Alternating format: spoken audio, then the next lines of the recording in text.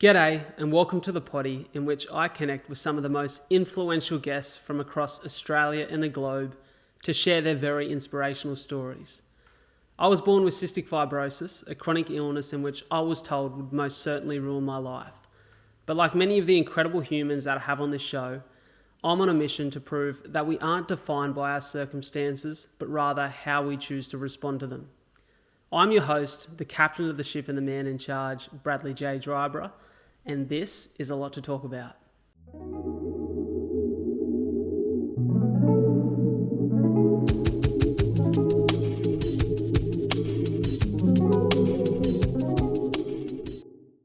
Alrighty, g'day. Welcome back to another instalment of Three Mates. Must I say, in the last episode of Three Mates, we mentioned the need to get this back up and running more consistently. And I feel like this has been the longest break between any Three Mates ep. It's been a while. It's been a little while. Yeah, well, it has to be over 2 months. Yeah, I'd say definitely 2 months since I'd say we filmed. What was our last topic? That's terrible of me. What was the last thing we spoke about? We're on the ball to start here, aren't we? I shouldn't have exposed us like that. But that goes to show, ladies and gentlemen, it's been a minute. Yeah, but in saying that, we've had our head well and truly consumed by this week's topic. The last one was habit creation and distraction, extraction. Yep. But I guess today we've come together for a new topic, a topic that when you brought it, I think, to light, Phoons, during the week, it seemed to be something we all had some words to share on, and it's the topic of validation. I'll pass the baton over to you, Phoons, to describe the homework for the week, because this one definitely tested me and got me thinking. Yeah, definitely. So I'll tell you the story first of how it popped in my head. I was listening to Russ's new album that came out probably 2 months ago when we filmed this, or maybe a month ago. I just listened to a song in the car. It was almost my first listen through. And one of the songs I was just listening to the lyrics of it and got goosebumps from it. And I was like, shit, I'm going to dig deep more into this. And then I seen that Russ had a podcast with Jay Shetty. So I listened to that. And then Russ went like real deep in like how he seeked validation in his life as a younger man as opposed to now. And then it got me thinking, like, how do I seek validation in my life, whatever it is validation, and am I doing it in a healthy way, or how can it be done in a healthy way? And then that was, pretty much brought it up with you guys, saying I think that'd be a good topic for me anyway, if you're open to talk about it. I don't really know where it's going to go, but it's something that's like in my mind at the moment that I've been thinking about. So it was a good opportunity to sit down and run those thoughts through my head and see where we end up. So homework for this that we discussed was, first, try to come up with a definition of what validation means to you without using Google. Then we can discuss what the Google definition is of validation. And then identify areas in your life where you seek or receive validation, and then go a level deeper and work out if this is healthy for you, if this is adding to your life or subtracting to your life in a positive or negative way. Yeah, I like it. Yeah, it's interesting because I've never questioned what I think validation is. You know, you hear it all the time. Or seeking external validation, or, you know, you need that to validate yourself. And I stopped and thought, what is validation? Like, what's my definition of validation? And so I like this exercise because, again, it made me challenge something which I'd never really thought to challenge. And my definition of validation, I think, was close, but maybe not completely spot on to the Oxford Dictionary, Google search definition of validation. And I think that's okay, because a lot of these definitions are progressive and some of them are a little bit nuanced than you can maybe fit into one sentence. But it was really fun to explore, you know, where validation pops up for me. And as Phoony said, is validation okay? Is external validation always bad? Or are there levels of it that are healthy, that we can, that we need as human beings to kind of, you know, thrive? Is there an amount of validation which is actually healthy to have? So yeah, I'm keen to explore it and jump into it. I found it interesting that, like you said, Joey, I really struggled to come up with a definition. In fact, I found myself sitting in front of my journal, like, okay, I'm going to put some work into the homework for this app. And I sat there and I wrote the word validation and I wrote definition under it. And then I just stared at a blank page and thought, fuck, what does this mean for me? And I couldn't even think what the actual definition in the dictionary would be. And then I found myself circling around, well, if I seek validation, what does that mean? If I go to a parking station and someone has to validate my parking, what are they doing for me? And so I found myself really thinking outside of the box and in all aspects and areas of life as to what validation does for us as human beings. And I think similar to what you said there, Joey, about the fact that definitions can be quite nuanced, I found that my definition was very personal for me. Okay. It's what made sense to me. And yeah, I'm really interested to get into this. So it's funny you say that, actually, because in my research, into YouTube, validation, seeking validation, and then a few other tabs of Google searches, what is validation? I think the first few searches, I had to double check I was spelling it right, because all of the results that were coming back were related to maths.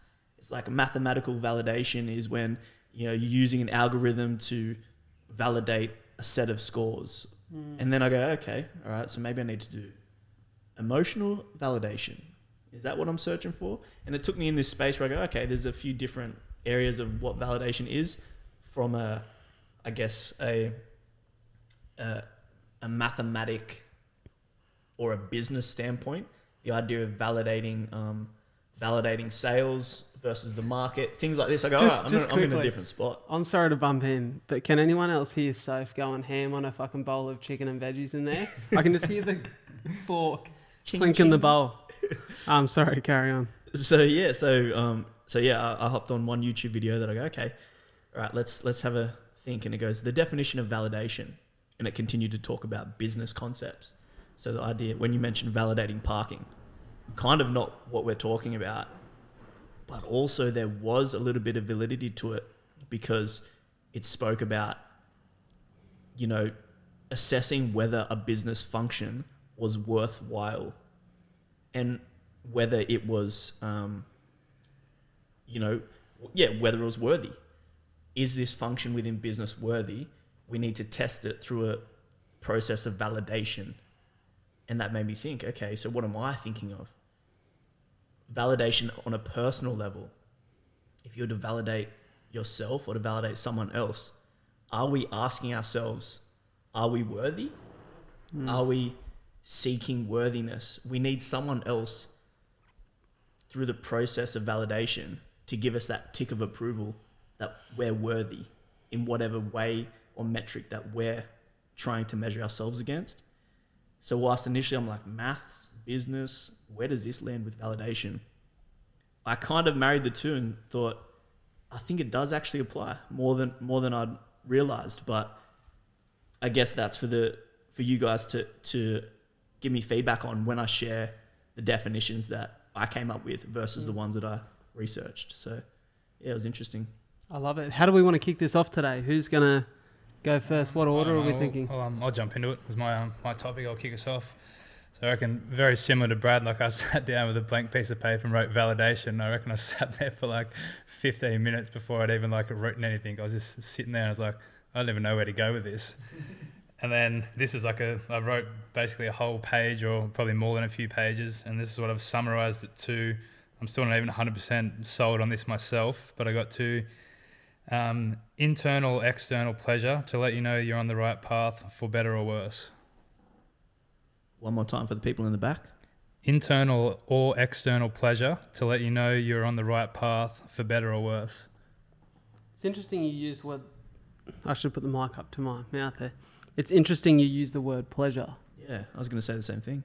Well, originally I had another word, but didn't work as well. But I feel as though, seeking, when you get validated, it kind of feels like pleasure. Yeah. Yeah. Yeah, that's interesting, isn't it? Yeah. See, I didn't... that word didn't cross my mind at all. I didn't use the word pleasure. I used another word which might be a close cousin of pleasure now I think of it. But yeah, I'd never really thought of validation as pleasurable. But you are kind of right. Why do you seek it if it's not pleasurable? Yeah, go a little bit deeper.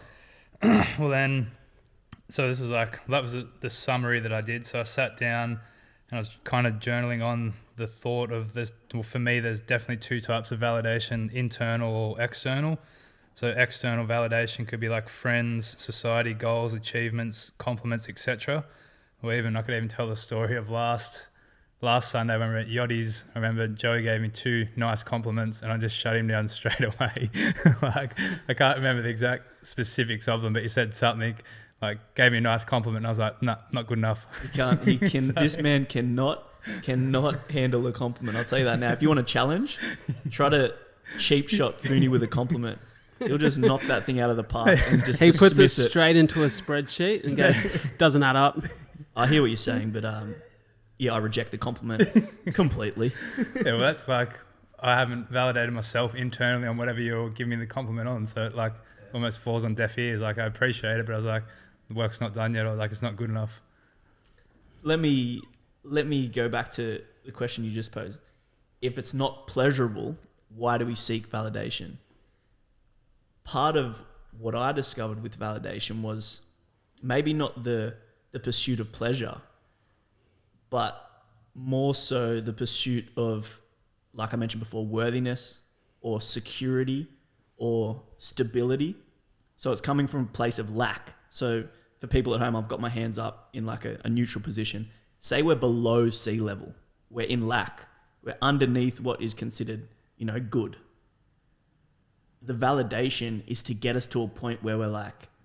Heads above water. Heads above water. My idea of pleasure is trying to get above water even further, being like, let me get higher than good. I don't know if when we're good, we seek validation to get that pleasure. I'd argue, well, in my experience, the validation rears its head to get us to a level of, all right, this is worthy, this is good, this is accepted. If I already believe that, I'm probably not just trying to get the compliment. Validate me so I feel even better, so I get a little pleasure hit. I guess that's my experience with validation. Just so you know, I'm not submitting my definition to the Oxford Dictionary anytime soon. Nor am I the judge of definitions, but I'm just kind of challenging the idea of pleasure, in my opinion.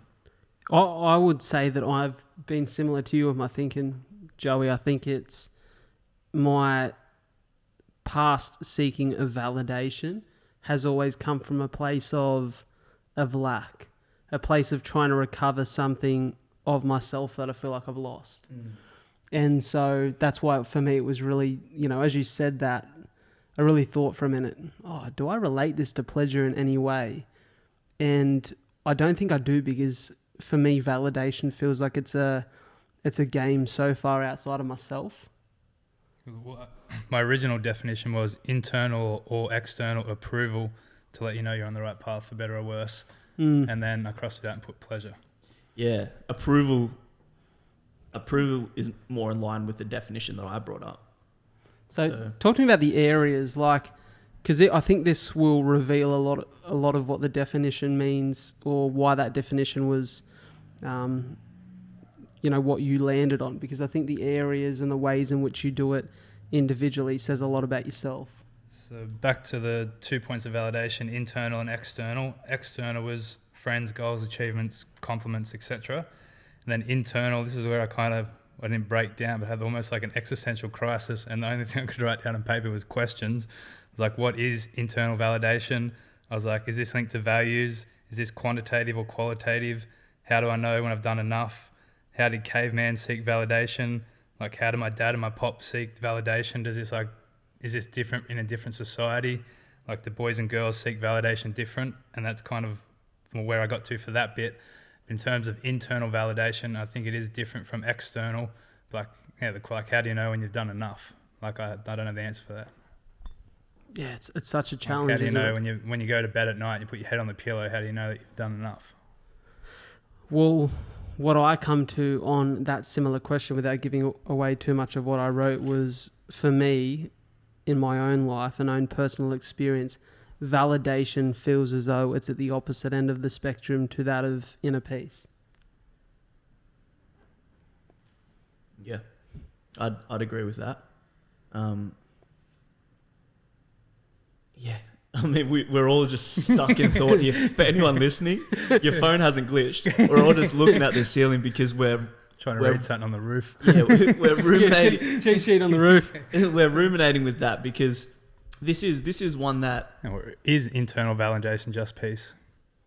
Well, that's what I think it is. I think for me, it's just internal validation is represented by a different word in my own personal dictionary. I guess that's the thought of having internal validation, I think, would feel at peace. Do you think, can I ask, so when you talk about the areas that you seek it in your life, you gave a few examples there of, those external things that you'd go to for validation. Is there specific areas of your life in which you feel as though you do that more consistently or are still challenged by? Well, those were just like general examples of goals, achievements, stuff like that. I wrote down, in my younger years, I've definitely sought external validation a lot. I feel as though like I'm a bit older. I don't know if I've grown out of it or just that validation doesn't feel the same anymore, so I don't seek it as much. Like it's not as pleasurable. Basically, sex, drugs and rock and roll was basically my validation when I was younger. Obviously getting validated through women as a young man, that's very fulfilling.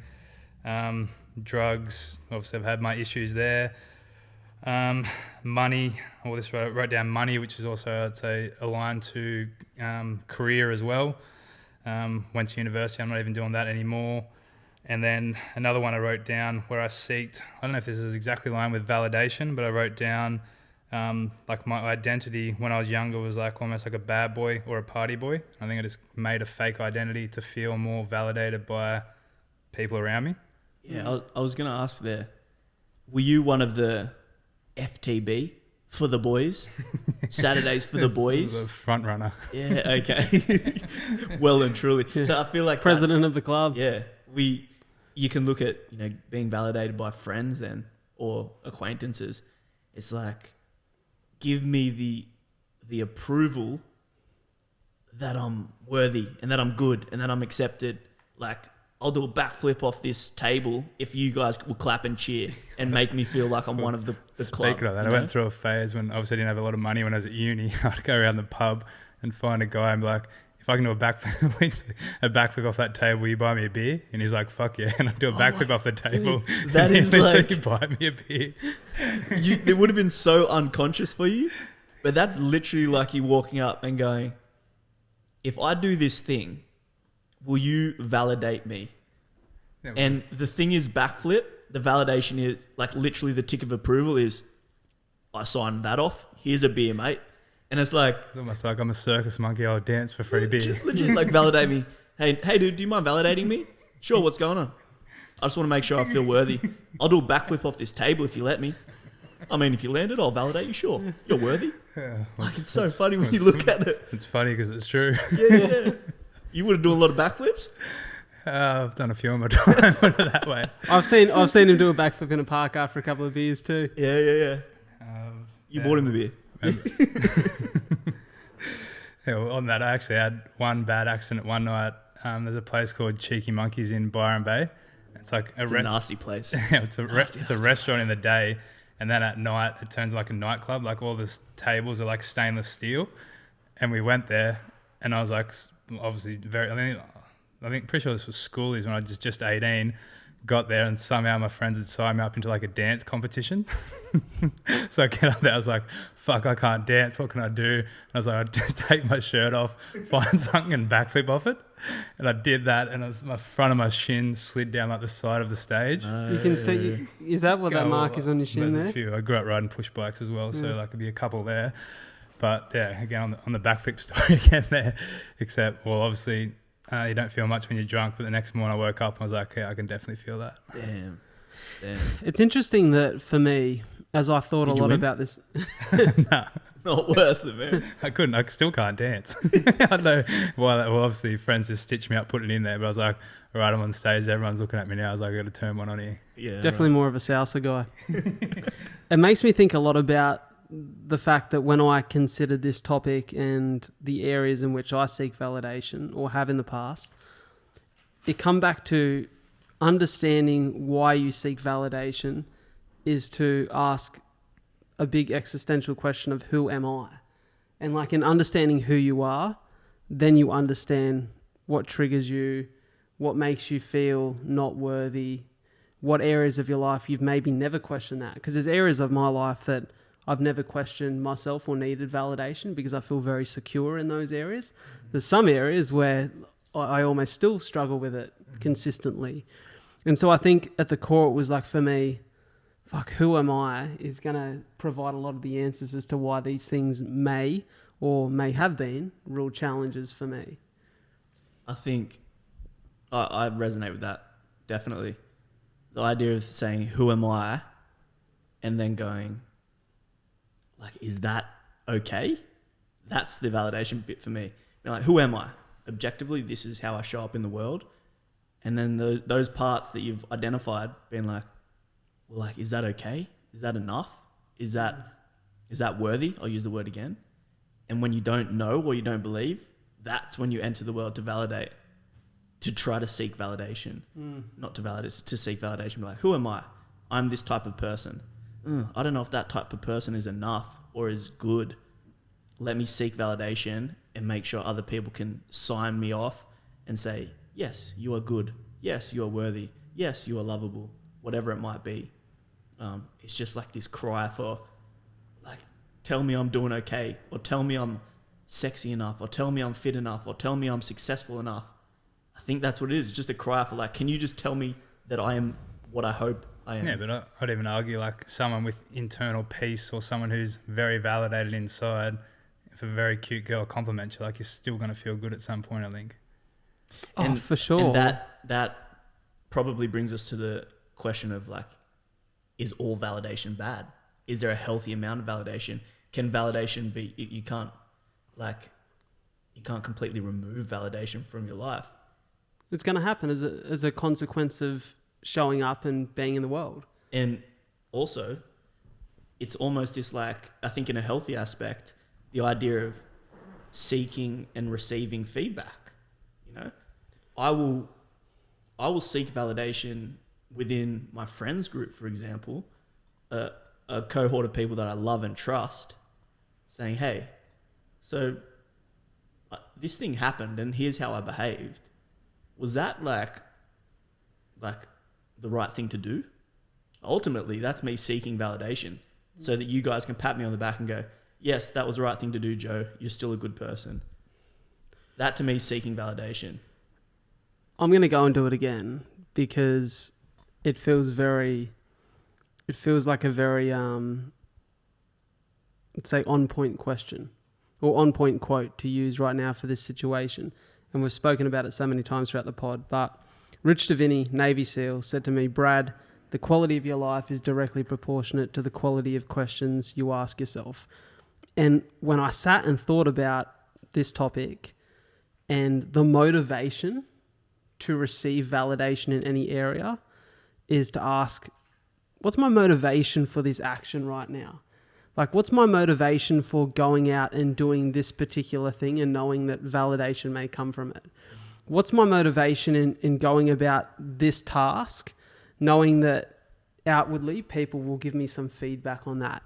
And it made me think about, let me play a scenario out here for you and paint a picture, right? It's Sunday. It's 6:30 p.m. and you've rocked up at the restaurant that you've been thinking about all day.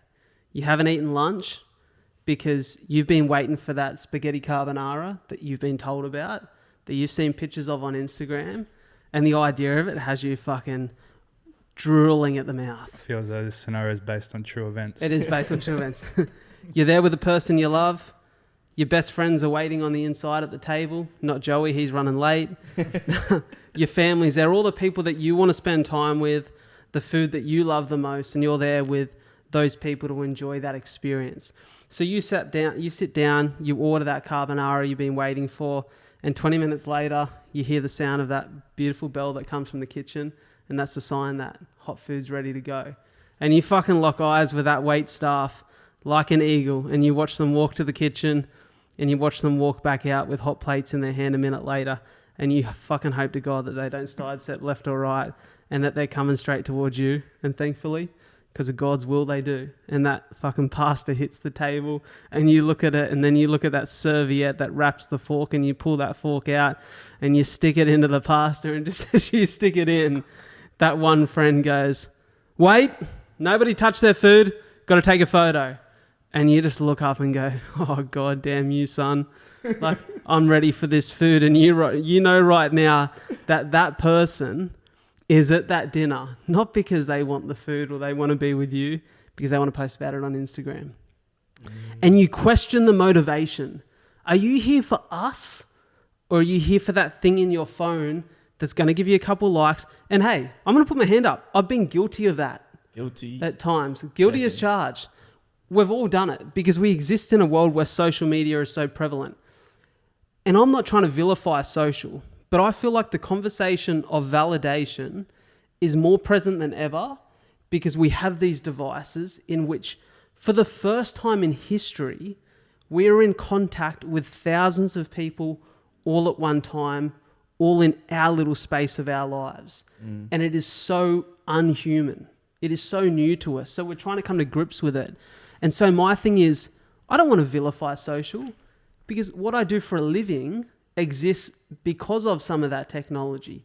However, if I'm going to engage in it, I've learned after using it wrongfully and after coming to grips with all of these challenges and at times using it too much to seek validation, I've come to grips with the fact that I have to ask myself when I engage in that, or when I engage in an event that I know I'm going to want to capture a moment of, I have to say, man, am I there for what people on Instagram and TikTok and Facebook and all those platforms are going to see?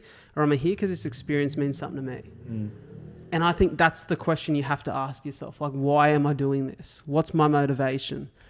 And for me, that comes down to understanding whether validation is healthy or not. Yeah, it's definitely, you know, we lean towards social media as a great example of people seeking validation, because ultimately it's a validation seeking tool. Let me promote something which I think is going to be received well. Generally, this is how people use social. Let me publish something that I think is going to be received well, because the kickback of that is a little bit of approval, to use the word that you had in your first definition, Phoony.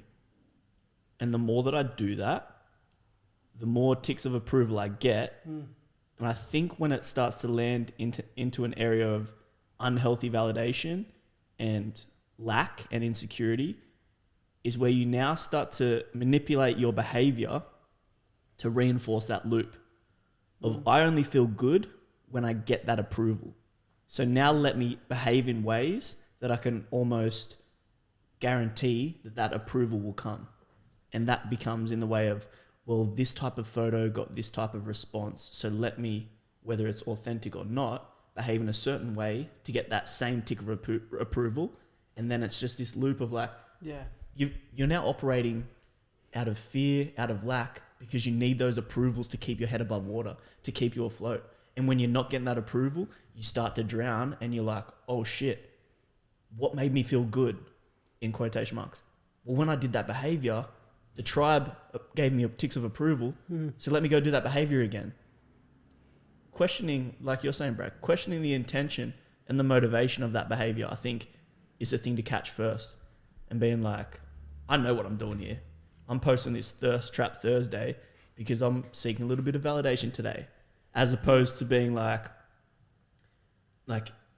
unconsciously operating in a way that you're only behaving like that because you need that approval.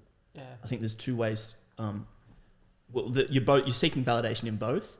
Which one is consuming you, and which one are you at least aware of, and then able to identify as like, hey, was gonna do that thing, decided not to because I wasn't really operating from a healthy place there.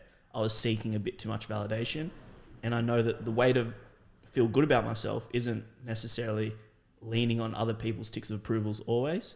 It's probably the internal validators that I guess we'll speak about in a bit more depth. What are those internal validators that outside of everyone else make us feel good about ourselves? And I think that's where we start to land on healthy validation.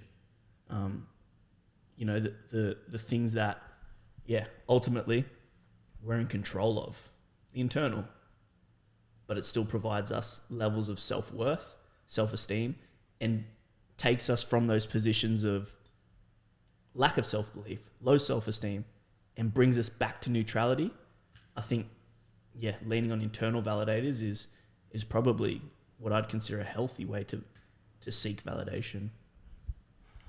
Yeah, one of the questions that I asked myself was like, when I was like, well, how did caveman validate himself? And then like, how did my nan and pop validate or seek validation? And then obviously my mum and dad. Good questions. I think the big difference between, going back to the 60s or the 80s, is obviously social media is very prevalent now. Like I've sought validation unconsciously in my life, but I've never done it through social media. I don't know, it's never really appealed to me that much.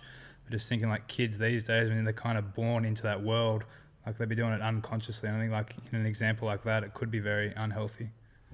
Well, I think the funny thing that I found really humorous last week when we sat down for a coffee at Yachty's was the fact that Phoon's claim to fame is the only man who's run a marathon and didn't post it on Strava.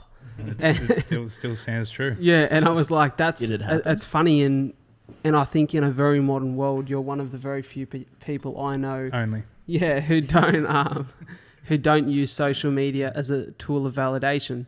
So for you, what do you think, like what's the tricky things for you to avoid when you feel maybe not worthy or that not enoughness comes up? Well, definitely for me, drugs has been an issue that I've had for a fair while. I think when I'm higher, I'm on drugs.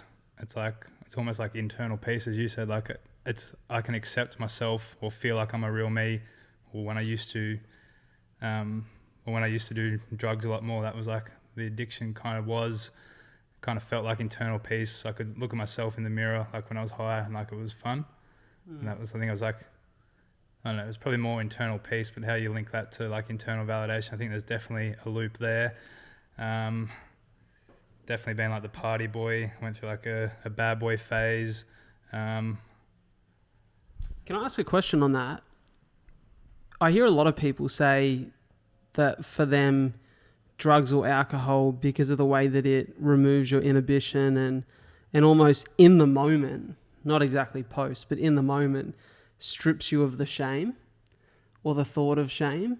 Do you think feeling as though you can be the fullest version of yourself, the most honest version of yourself, is super liberating?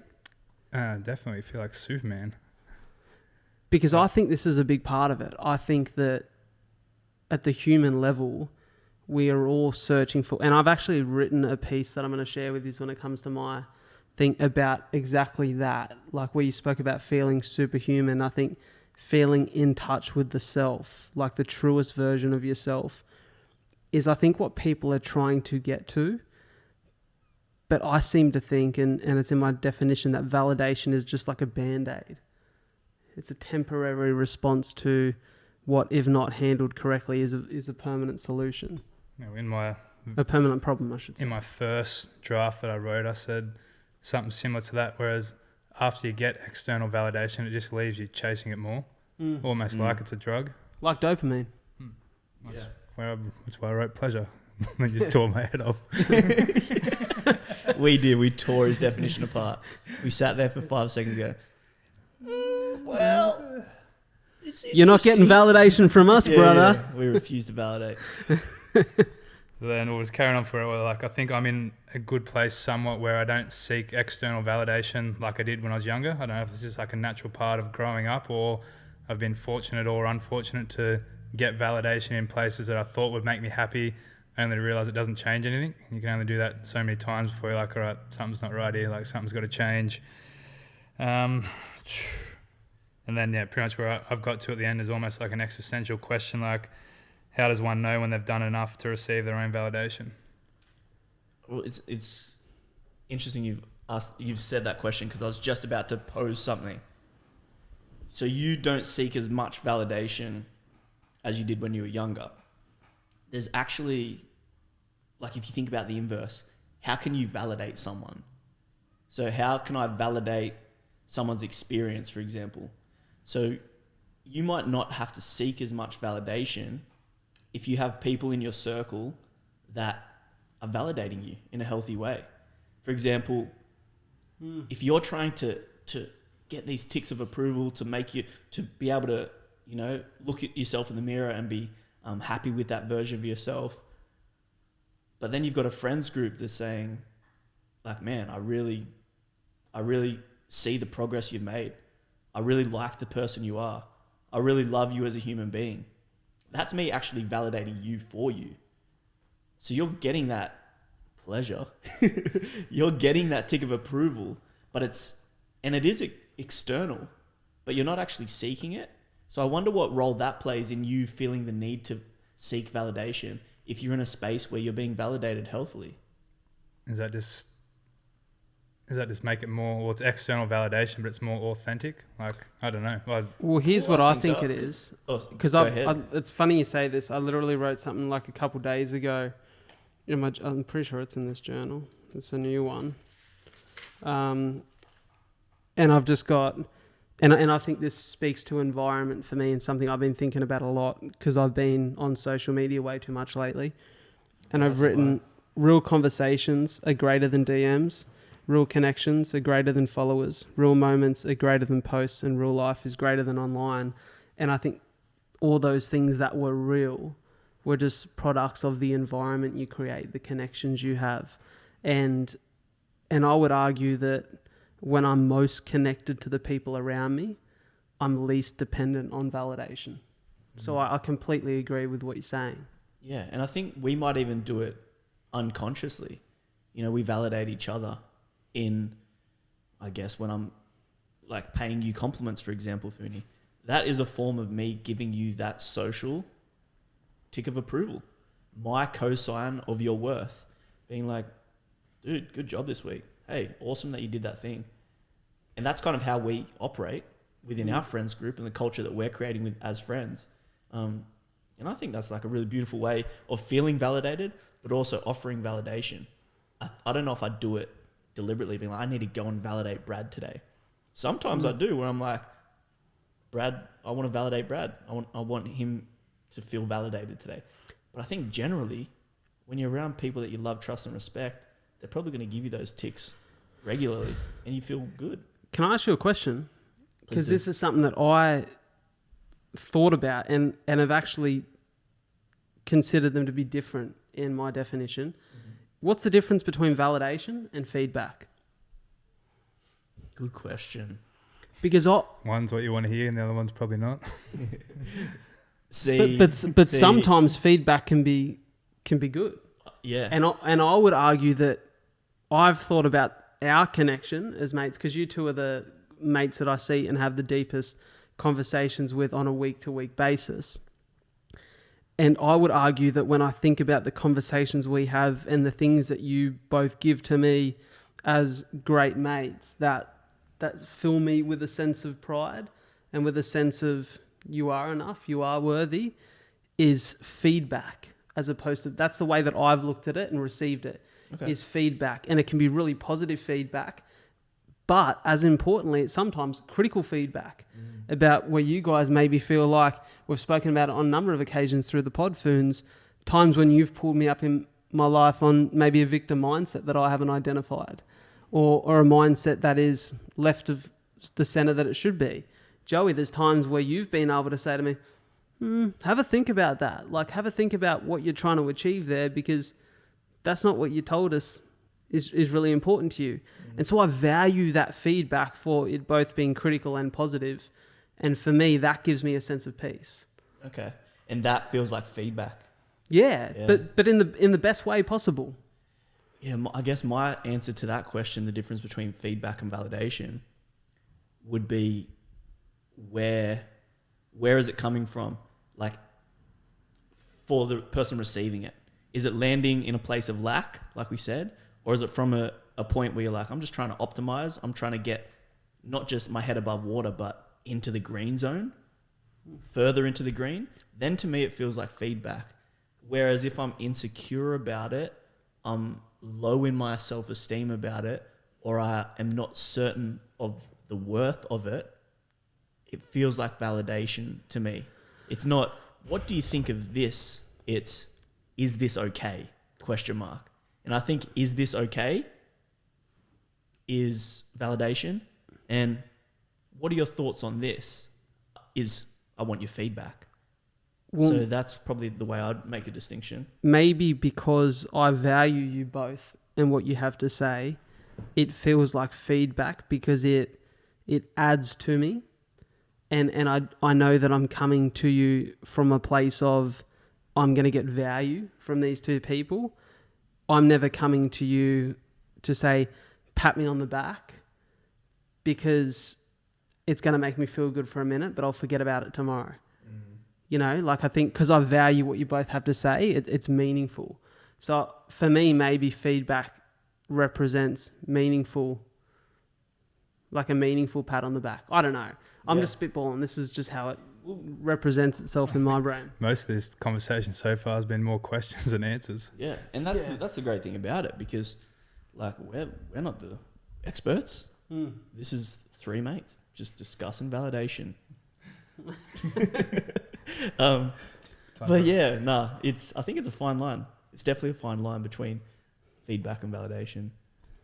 And then the last point that I wrote down was, how do I know when I feel enough? And I think this is even tied to your values. So then I had to I did, when we did I think our values pod was maybe 1 or 2 before the last one. And then I had to think, I was like, what even are my values again? I was like, I did a podcast on this like 2 or 3 months ago. I can't even remember my values right now. Then I had to write them down. Then I was like, I don't have time to listen to the whole pod, and I couldn't find my writing where it was. But I was like, I think these were my values. Isn't that interesting? That is so interesting. And I brought it up a couple of weeks ago, having episodes where we just rehash the stuff that we've spoken about. Instead of like, what's a new topic? Why don't we go back and say, where are we at with our values? Where are we at with our limiting beliefs? Can you remember your 4? Yeah, I can at least 5. remember 3 of them. Wasn't it 5? Honesty, communication, trust, self-awareness. That's 4. And I could probably spitball another like 3 or 2. I'm not sure if they're in the list, but honesty, trust, communication, and self-awareness were definitely big ones. You can fact check me on that as well. But play the B-roll. And that's because maybe I've had to, in these last couple of months, I've gone through, as you guys know, I've gone through a separation, and my relationship dynamic has changed. I'm now not in partnership anymore. So maybe those questions around values have maybe been a little bit more top of mind for me. So don't beat yourself up that you can't, don't know your values right now. Go on. Purpose, resilience, authenticity, family, and the 5th one, because I tossed up between a few. Chocolate. Yeah, chocolate. I'm trying to think what the 5th one was. Oh yeah, relationships was one of mine, I think. As in like family, friendships. Yeah, I can't think what the 5th one was. Yeah, That's all right, ladies and gentlemen. Close enough. Once again, one of those stare at the ceiling moments. So yeah, the closest I got to defining internal validation was it's linked to my values somehow. Yeah. Which is that state of peace. Like when you know you're living in accordance with your values, you feel a sense of peace. He's not letting that go. He's making sure you agree that internal validation is peace. But please validate me. But no, I agree with both of you guys. How do you know? How do you know when you've done enough? When you are enough? How do you know when you're at peace? Well, I think it aligns with your values for both of them. Like how much am I living in line with these values? Cool, I can sleep at night knowing I'm pretty close, or I am.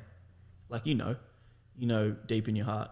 It's hard to lie to yourself. And I think that's where that lack of peace comes, when you're trying to justify it, when you're just out of alignment with your values. Almost the conversation we had last week when we left Yachty's. I think we were talking about this briefly, and I was like, how do you know when you know? And it's like, you know when you know, but it's like, how do you know when you don't know? That's when I was like, every self-help guru, when they get stumped, it's like, guru, how do you, I'm really struggling with this thing. Like how will I know when it's time? The guru has no idea, but he just calmly looks at the student and says, you know. And then walks away. And the student's like, damn, he's so spiritual. Right. I will know when I know. He's all knowing. All knowing, that guru of mine. You'll know when I know that you know. Anyways, moving on. Moving on. So that was pretty much where I got to. Probably more questions than answers for me. So it's definitely something I'll be thinking about moving forward anyway. Yeah, well, I appreciate you sharing, Phoons. I think it's interesting that whilst maybe the words you chose to use didn't... What, wrong? they definitely weren't the words that come to my head, pleasure being the main one. But as you get to the core and break it down of what it actually means, it feels very similar. And I think that's the truth of these challenges is, on one end it's how we define it, but on the other end it tends to represent itself in similar ways for all of us and shows up in our lives. I guess I'll flow from here. I'll pose one quick question to you because it's something that I asked myself. It's like, if you could be one celebrity and have the same validation that they got, who would be your ultimate celebrity validation? So say if you opened Joe Rogan's inbox, obviously take out all the hate, but like, oh, that was the best podcast I've ever listened to, or like, you're such a good commentator.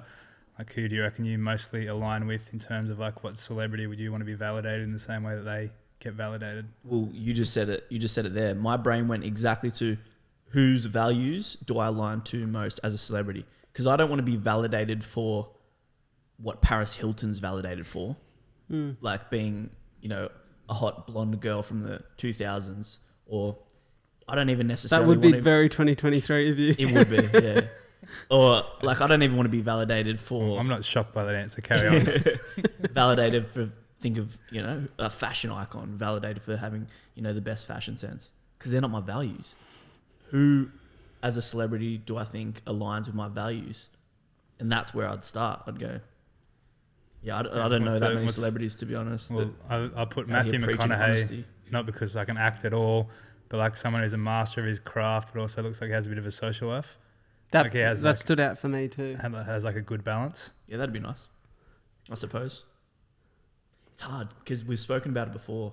You can't wear the cape without like taking the cost of what it means to wear that cape. So if you want to be that superhero, you don't just get all the glory. So heavy is the head that wears the crown. Exactly. So yeah, instantly I was kind of like, oh, I don't want to even answer that question because I know at what cost it takes to probably be those celebrities. Yeah, it's a challenging question. For me, the first one that came to my mind was McConaughey, just because I like his life ethos, the way that he lives, very family oriented, very story oriented, and about experiencing life and understanding what that experience means to you. Actually, just before you got here today, I was listening to that famous McConaughey speech at the college. The speech that broke the internet, they call it, where he speaks about a number of the lessons he's learned throughout his life and how he interprets them. So yeah, that's probably the one that pops to my head. You got to say something, Joey. Celebrity that aligns with truth, honesty, is an open communicator, values relationship. You can rule out Paris Hilton. Yeah. Tough. I don't know. Like, do I say Jordan Peterson? But like, I'm just thinking about the amount of hardship and hate that comes with his validation. And then do I say Kevin Hart? I think from the things that I've seen, I'm always quite inspired by the podcast or interviews that he puts out, even aside from the humor. It's a tough one.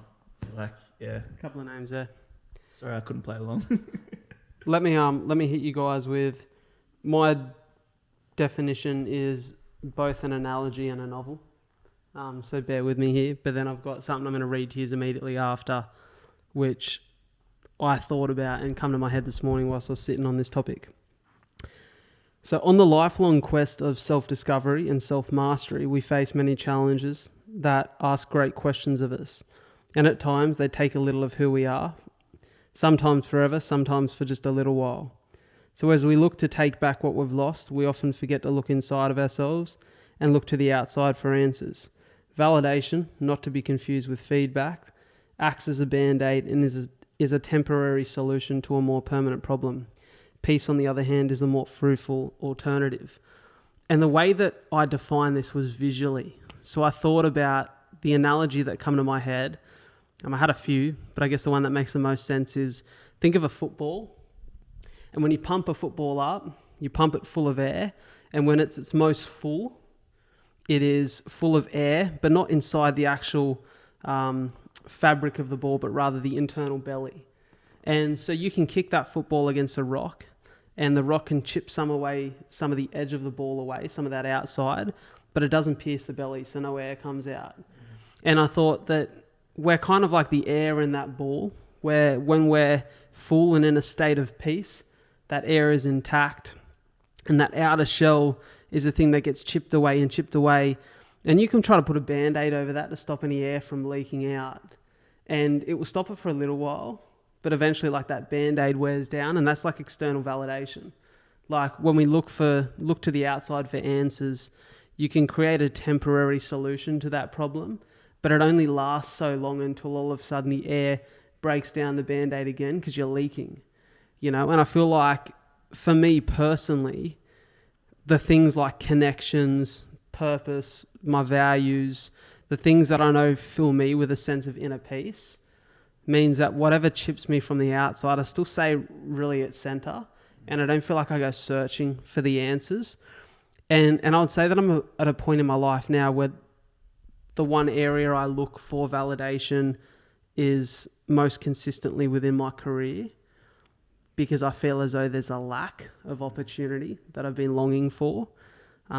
But in terms of like, I used to be, and we've spoken about this personally, just between the three of us, I used to be so insecure about my outer appearance and the way that I showed up in the world. And funnily enough, with a few viral videos on TikTok lately, that's been chipped away at more than ever. Well, chipped away from the outside, but it hasn't chipped away at me internally, because I'm like, in my opinion, I'm with the fucking sexiest woman in the world. I've landed like the person that I love the most and want to spend the rest of my life with. So why would I question the way that I look or the way that I show up in the world? Mm-hmm. And sometimes I have a weak moment where I go, fuck, I'm not enough, or I'm not good enough. But it only lasts so long because I fill myself back up with those things internally that make me feel really good. But what I want to share with you is a piece that I wrote this morning that made me think about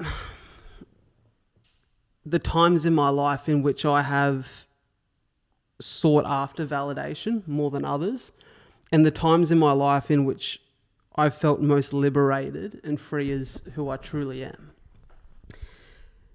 Now, the times in my life, funnily enough, you spoke about it before, Phoons. You spoke about looking to like the grandparents and the generations of past as to how they sought after validation and the fact that they didn't that much.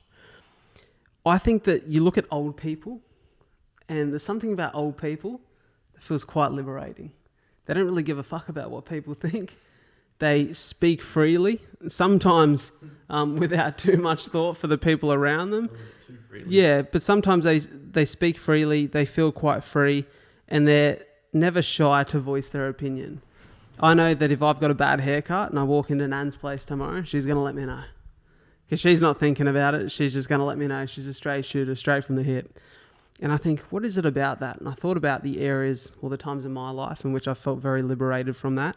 This is what I come up with. I've never felt more like myself than when I am my closest to death.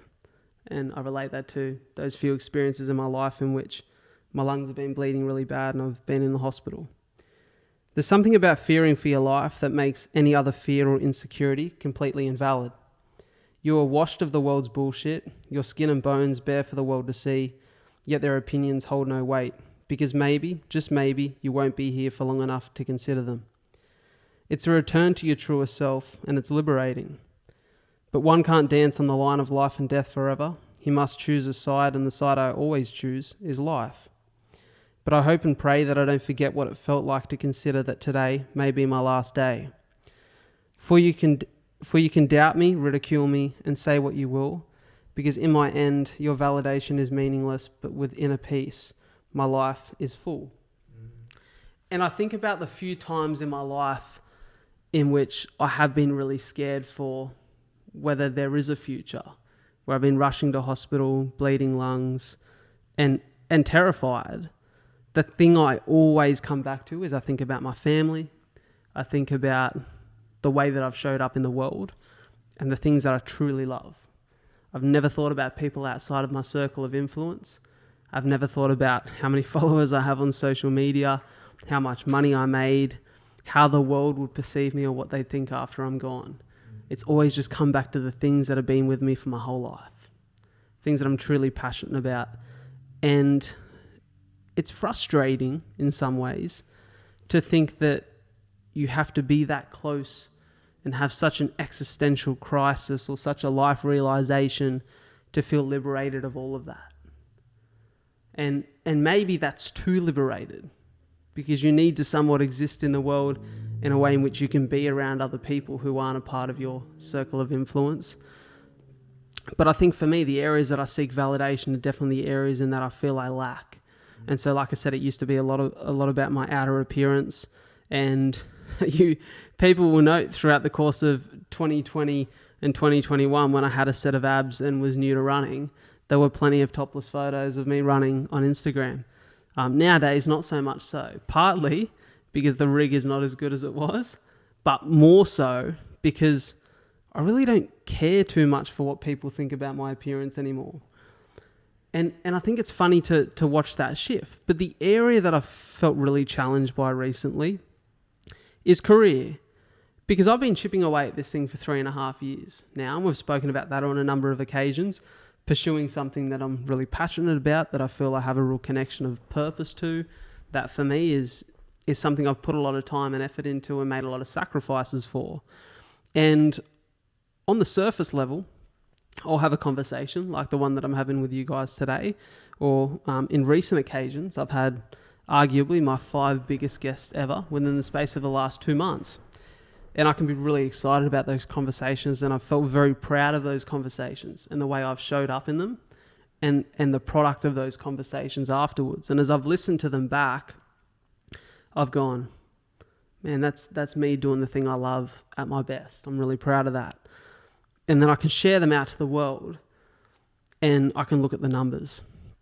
And as I look at the numbers, whether that be the hits on social media or the hits on the podcast platforms, and I've found myself comparing them to that of the Joe Rogan Experience, the Modern Wisdom podcast, these podcasts in which have, I would say, similar style or depth of conversation to what I'm aiming for when I sit down with a guest, but have millions of subscribers or millions of views, or, tens of thousands, hundreds of thousands of views. I can start to feel a little bit less about my podcast, about the conversations that I'm having. And I've had to stop myself and go, in a world in which social media didn't exist and the numbers didn't exist, how would I feel about that conversation? Well, I'd feel fucking amazing about it, because when that guest left my place after filming, I was like, that was so worth my while. I got so much from that. Maybe I didn't agree with him on everything, or maybe I did. But that conversation was riveting. That's what I do this for the connection, the conversation, the stories. And so in a world in which those numbers didn't matter, I would feel at peace with that conversation. I'd feel like, man, this is me walking my path. Yeah, it's almost like asking yourself, before I saw the numbers, was that a valid conversation? Did it need validation? No, I felt proud of it. It was in line with the type of work that feels purpose-driven, and I got to do what I loved. These are your words. And then as soon as you see the numbers, which maybe don't match the success metric that you've created, which is X amount of views, X amount of downloads, then you start to question its validity and being like, is the conversation still valid? And then you're like, I'm not sure anymore, because it didn't get the ticks of approval. It's a crazy thought that influence through the space of one PDF document or one click of statistics on the Spotify can make you question things. But then you can also answer that question with, no, it's still valid. So here's the interesting thing, right? I find that when I get myself into then a spiral of, that conversation wasn't enough because the numbers didn't correlate, then I look to the other areas in my life in which I'd usually be validated for my output. So recently, it will be maybe a month in the past, once people hear this conversation, I attempted to run my 5th marathon.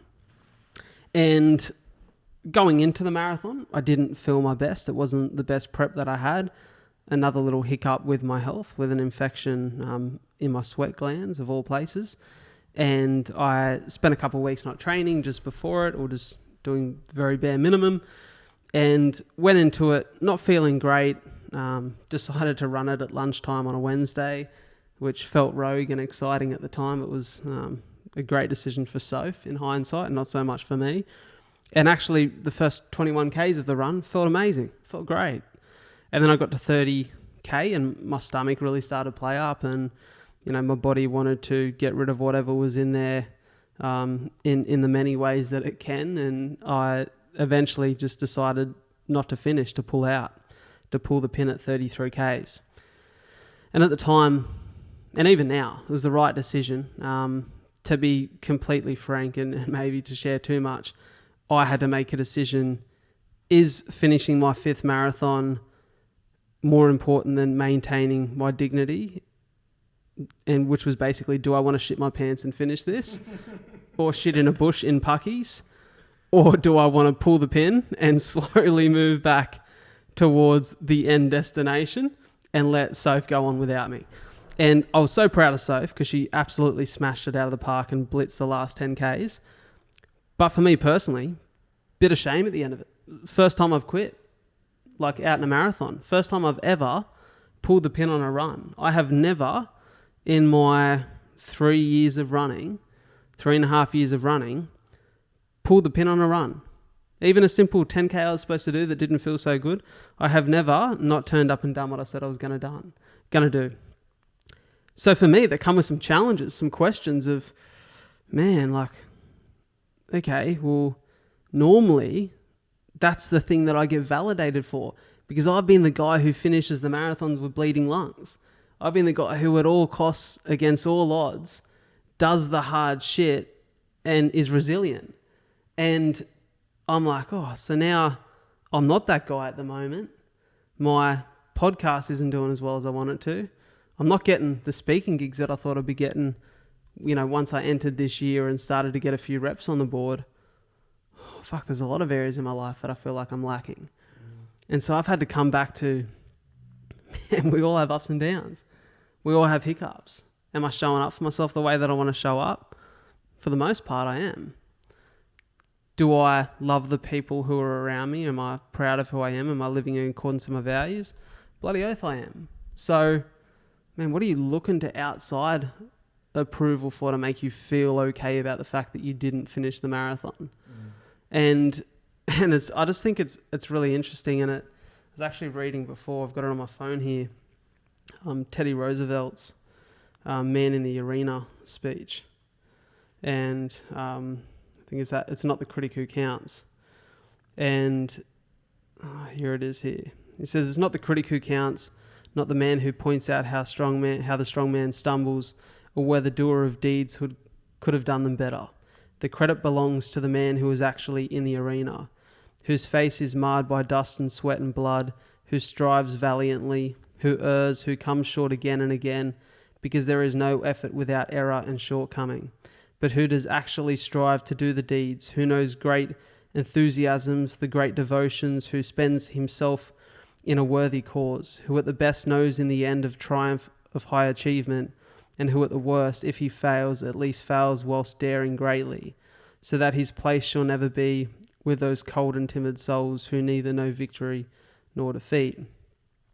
And I think that's really interesting, because to me that speaks to the piece of knowing who you are and how you're showing up in the world. And man, I've too many times in my life, and arguably for the first 24 years of it, 25 years of it, showed up in a way that, outside of my childhood years, because I think as a child, there's a beautiful thing about, well, for me at least, about who I was as a kid and the way that I showed up quite carefree in the world. I cared for others, but I was carefree, and other people's opinions of me didn't matter all that much. And I think that I'm trying to get back a little bit of who I was as a young man. Well, let me ask you, the shame that I guess started a little bit of a spiral down, with the marathon, with not finishing the marathon, was that shame, was that like internal shame? If no one knew about that, do you think you would have felt that shame still? Or it's the shame of having to admit in conversation to people that you told you were going to finish a marathon? Like that's where the shame came. Do you know what I'm trying to ask? I know exactly what you're trying to ask. And to answer your question, there was internal disappointment because I would have... the reason I was running that marathon is I wanted to support Soph in her first ever effort. I wanted to, like the first 4 marathons had been about me achieving something.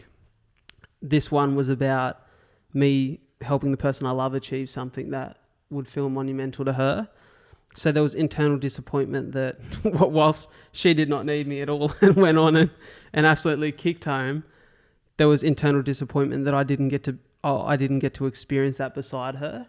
So let me offer you this then, because again, there's something that you didn't get to experience beside her. That's about you. But your mission was for her. But your disappointment is because you didn't get to experience the thing beside her. Let me offer you this, and Soph, when she listens back, maybe the best thing in that experience was for Soph to prove to herself that she didn't need you as a crutch, that throughout all the fear and anxiety of, can I even finish this thing? She didn't just finish the thing. She finished it alone by herself. And she might not have been able to gift herself that level of confidence or security if you had have smashed it home with her and given her the support and the pump up and everything that you wanted to give, which you visualize as a narrative. This is how me and Soph are going to finish Soph's marathon. Maybe that's the best thing that could have happened for Soph. So if you can lean on the idea that I don't need to be ashamed because it's not about me. I know that I'm a bit disappointed. I think disappointment's fine. Like, fuck, I wanted to do the 5th marathon. Wanted to do it in a certain way. But shame, it's still, I think, getting confused where the shame's about you. It's a different thing. 100%. Soph, I think, probably, and no discredit to you, would have gained more and has gained more from doing that motherfucker alone. I know agree. she didn't believe that she could do it. She did it alone for the last 7 Ks. That's the hardest Ks in the marathon. Yeah. Like, I completely agree with you, man. that might have been a gift that you didn't know you were giving. Yeah, which makes me such a good bloke, right? That's why I did it. Yeah, just... But it's very just to true. soften the shame a little bit, you know? It's very true. And I think I've asked myself why the external shame has meant so much to me, because I feel like not a lot of people knew about this marathon. So maybe it wouldn't have weighed as heavy as one of the past events, you know, where there was a bit of a media spotlight on it. But I feel like I've asked myself why it challenged me and shook me a little bit, that like, oh, what are people on the outside going to think? Because I found myself, if someone said, oh, how'd you go to the marathon the other day? Like, I've had to explain fully why I couldn't finish.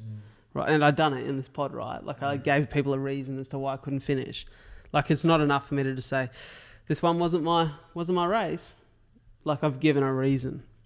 I'm like, why do I do that? And what I've identified is, even when I reach out to someone to come on the podcast as a guest, I tell them about the podcast and the kind of guests that I've had on in over 200 episodes. And I'll paint a picture of the kind of conversation that we're going to have on the show and why I want to have them on. But then I also include a little piece that tells them about who I am. And I say it's so they know my motivation. And I even questioned myself this week. I thought, am I telling them that so they know my motivation? Obviously, I want them to be comfortable with me as the host. It's important they understand me and feel comfortable around me.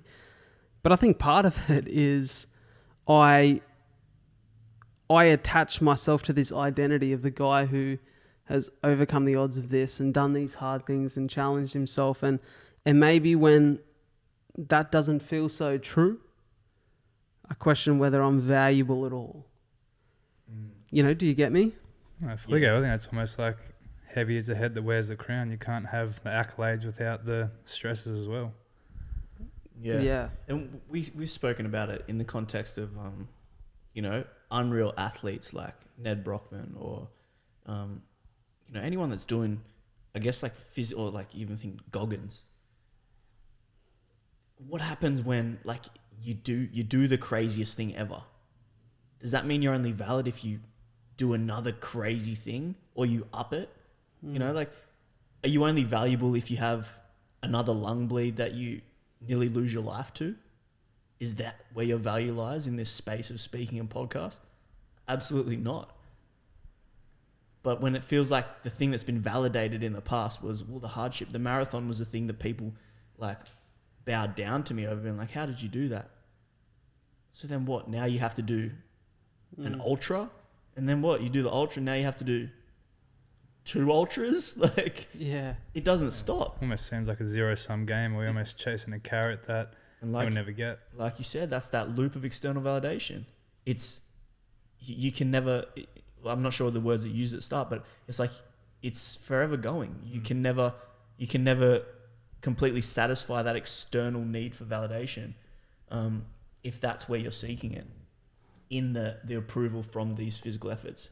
But you know that we think you have value far outside of that. And I guess it might have just hit a little trigger point about like, where do I see my worth as in this space? Because I think your worth is definitely not rooted in your ability to run marathons, ultimately. For sure. Do you think that as well, would be the question that you're asking yourself? For sure. And I think the challenge for all of us is, obviously that's something I'm still very proud of. So I think when I get on stage and when someone asks me to come and share my story, a part of it is about sharing the experience of my life and the lessons that I've personally learned from it, and offering that up to anyone if they think that maybe it's something would resonate with them. And I don't want to devalue that, because I've fucking worked for that. I've earned that. It's part of my story. It's who I am.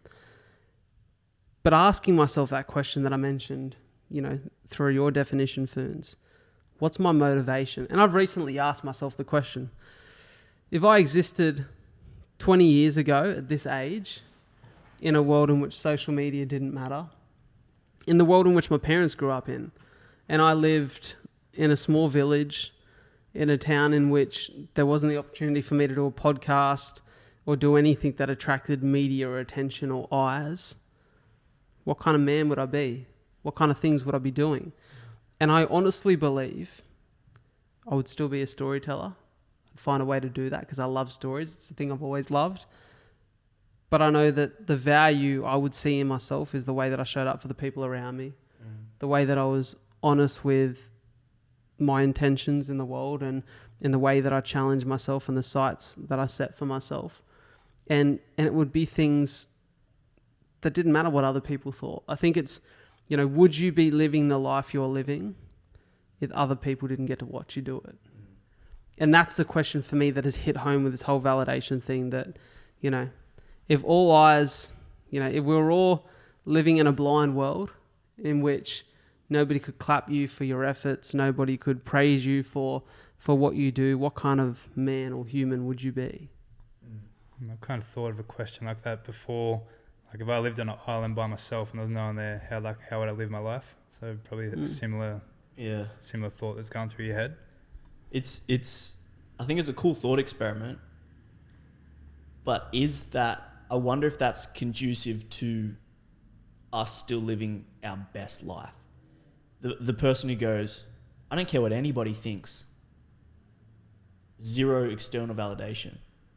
Is that really conducive to our best lives? Because you also said that what mattered to you on your deathbed was that you showed up for the people in your life. So it's kind of like, I think there's a level of validation which is the sweet spot. And I think it's being validated by people we love, trust, and respect. Our friends, our families, our partners. Because without that validation, where do you sit in the world? You can have like the strongest sense of self ever. But I think when that's supplemented by the validation of the ones you love, trust, and respect, it creates an even stronger sense of self. And so that for me is like still a crucial part where I don't think all external validation is unhealthy. And I definitely don't think my purest self is the guy who's on an island deserted by himself and going, all right, that's the guy who I need to try to get back to. The one who doesn't care about anyone else's opinion, that only does what he internally feels is his purpose. I definitely think there's a role as human beings to have some validation containers. Because it's almost like, when do we know if we're actually not showing up right, or we're not, like, if what we're doing doesn't deserve approval? Well, I when think it doesn't get validated, that helps us navigate the world. And I think that's when we grow up, you know, the culture that we create as friends and young men. If you were to sit here and make like a gay joke or a racial slur or something in crude nature, we're just like, I'm probably not going to validate you the way that you want to. Yeah. And then you get to kind of feel, all right, I didn't get the validation, and it molds you in a certain way. And before you know it, that's the culture that exists. And that's you as a human being. Oh, I don't do this because I don't really get validated in that way. Well, I do this because I get validated healthily here. Well, that's why in my definition I said not to be confused with feedback. Yeah. Because as someone who values growth, and I think that every human being on some level should value growth, feedback's critical. Yeah, so maybe that's feedback then, if it's not from lack. That's just how it popped up for me and made sense to me. Yeah. And I think that we all see things through our own unique lenses based off our experience and our context. But for me, I think as a human being, even if I lived a simple life, growth would be a part of that. Connection would be a part of that. Like, I know that I can't operate in a manner that's selfish because I'm in partnership with someone that I love, and I want her to feel good. I want her to feel respected. I want her to feel like I'm true to the values I provided when we entered that relationship and the way that I said I was going to live life. I know that I want my friends to feel connected to me. I want them to feel like I care about what they have to say, not just I want them to care about what I say. Like, so I think that, yeah, I get what you mean, Phoons, about how would you live in a world in which nobody was judging you for your actions. But I think maybe the island isn't just you, it's you and your people. No, it's not realistic, but like in times of when you're confused, am I seeking validation in this way or that way, just do a factory reset and be like, how would I live life if I was on an island? Well, arguably, you know, that's a really good way of looking at it, because there's probably times... stories to yourself. there's times in my life, 2 times that I value in 2022, where I feel like last year was a really pivotal year for me in my own personal growth and self-discovery, in which at the start of the year, after a challenging beginning to 2022 and challenging end to 2021, I took myself on a solo mission to Port Douglas. And towards the end of last year, I took myself on a solo mission to LA and New York.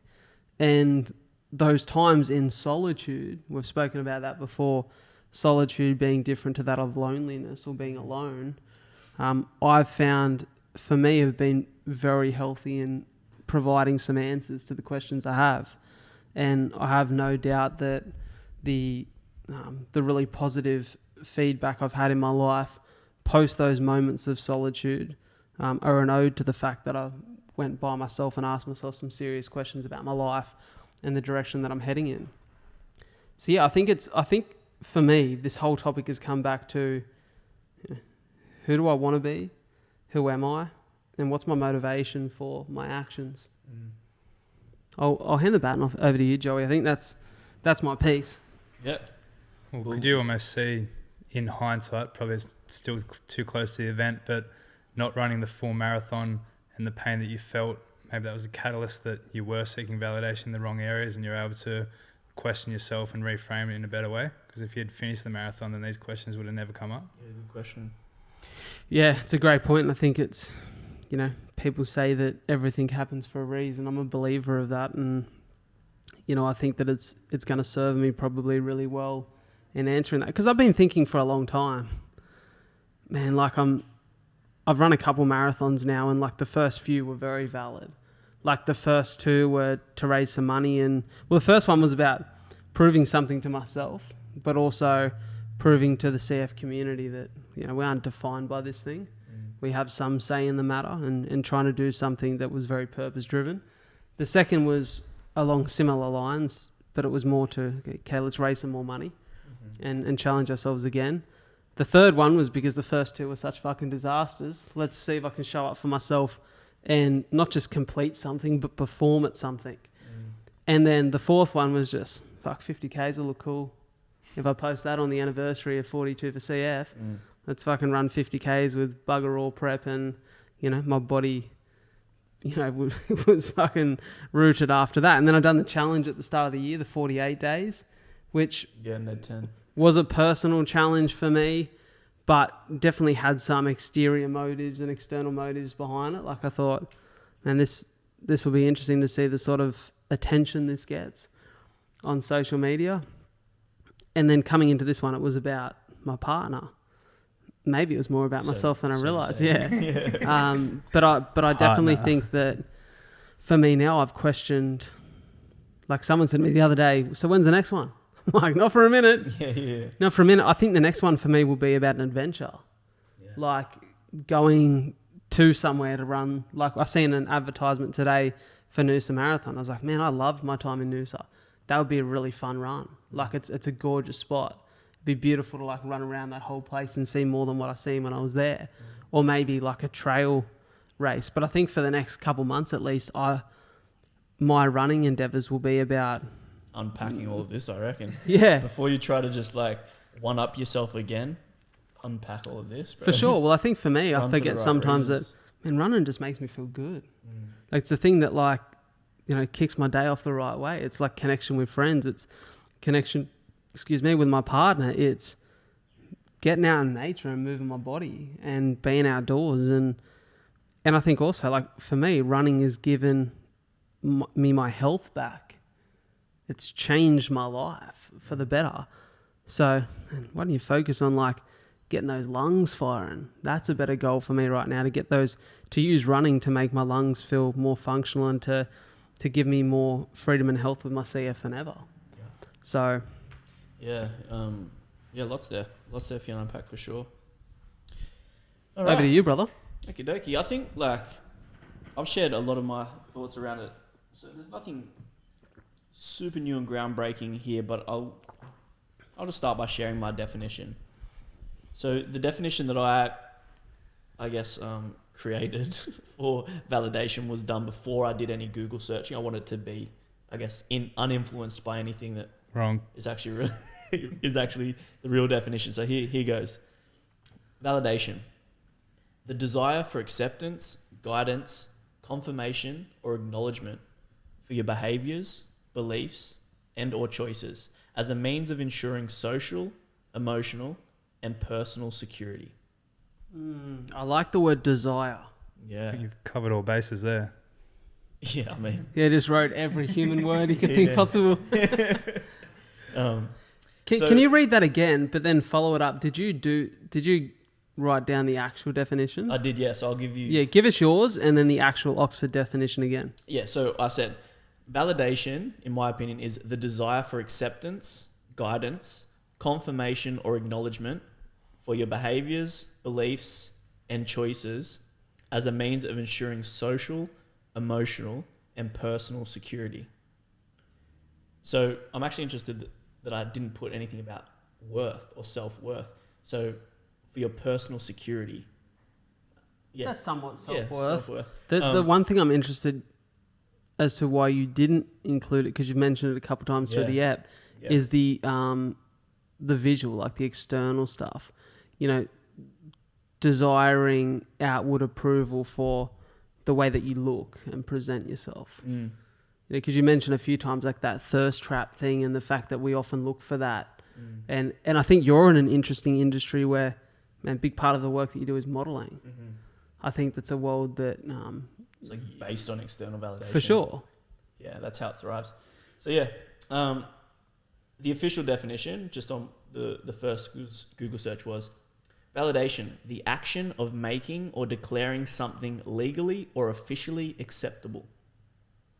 Or, this is like the alternate definition, validation: recognition or affirmation that a person or their feelings or opinions are valid or worthwhile. So if you look at, I guess, I'm not sure what the word is, but the business-y definition, the action of making or declaring something legally or officially acceptable. But then you put it with a personal lens. Is this backflip off the table socially acceptable. And that's validation. But then also to think recognition of a person's feelings or opinions, that they are valid or worthwhile.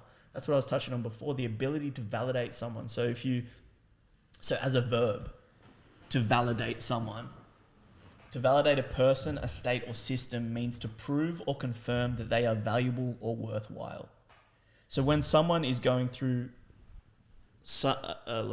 expressing hardship, or they're going through grief, or they're completely overwhelmed with a situation, as, friends, we can validate their emotions to make them know that this is okay. Like, you're allowed to cry right now. You're allowed to yell. You're allowed to scream. That's actually a process that we can do as a verb. I am doing validation. And that looks like me saying, thank you so much for sharing, Brad. I really empathize with your situation. Or saying, Phoony, I can't imagine how hard that must have been for you, but I'm here for you if you ever need to talk about it. That's me giving you a signal that your emotions are validated, dude. What's happening right now is worthwhile, acceptable, legally binding. You know what I mean? And that's what I think I was trying to touch on before, the idea that when we have a circle of people that can do that for us, it might negate the need for us to seek that externally. When we're ultimately we're just asking, man, is this okay? And if someone can tell us it's okay before we ask the question, man, that's validation. Let me pose this question then. Why is it so hard for us to receive compliments or validation from other people? Well, I think, man, if our self-worth is low enough... Looking at Phoony. If our self-worth is low enough, or not even maybe worth, our self-belief is low enough, it's very difficult for that compliment or that form of validation to land. Because I know you see it that way, but you're lying. It's not that way. Because my belief system tells me that I'm not valuable. Even though you're saying it, yeah, cool. My metric, the way that I judge myself, the way that I'm in alignment with my values, tells me that I don't believe it, my esteem's low, and my self-worth is low. So it's hard for me to accept that, let alone believe it.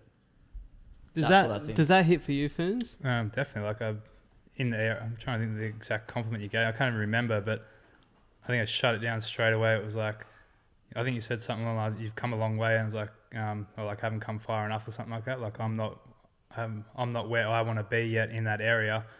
So it didn't look like, I pretty much just shut it down straight away, almost like job's not done. I appreciate it, but it's, I don't think it moved. Well, I pretty much shut down the compliments. I don't think it moved. It didn't fill my cup up at all in any way, just because I hadn't validated myself for where I'm at. Do you think, Ferns, that you spend a lot of time in the past judging yourself for the way that you showed up in the world, and in the future thinking about where you want to go, that it's really hard to be in the present with where you're at and be proud of that? Because to make comment quickly before you answer, I look at you and I learn heaps from you in the way that you show up for yourself and the way that you are self-aware and are growth-focused.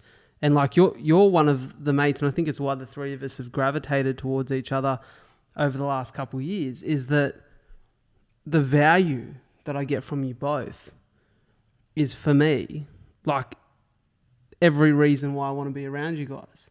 Because it's such a valuable connection, because I see really good things in you both individually that I'm like, fuck, I want to be more like that.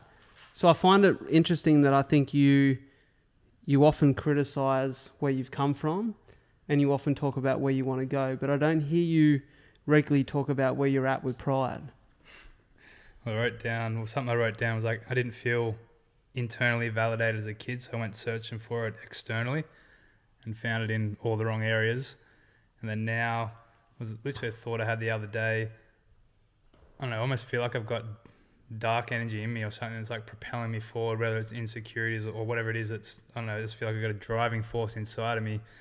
And probably that video you posted of Are You Okay Day, I think that was maybe 5 or 6 years ago. And I remember I went to the psychologist, and the first words that come out of my mouth were, fix me, something's wrong. And like if I could go back and reframe that mindset, I think I've spent the last 6 years trying to fix like something that's wrong, as opposed to learning to work with it. Like I think the best, well, you probably contest to this, the best wake up call for to live a healthier life is to have a health scare. Like the best motivation to lose weight is to be overweight. Like trying to use these, instead of trying to get rid of the negative forces or whatever that is actually driving me, just learning to work with them better. I think you spoke about it recently when we spoke about one of your life realizations, and you spoke about that feeling of being liberated, much as I alluded to in that little written piece before, where like it felt clear.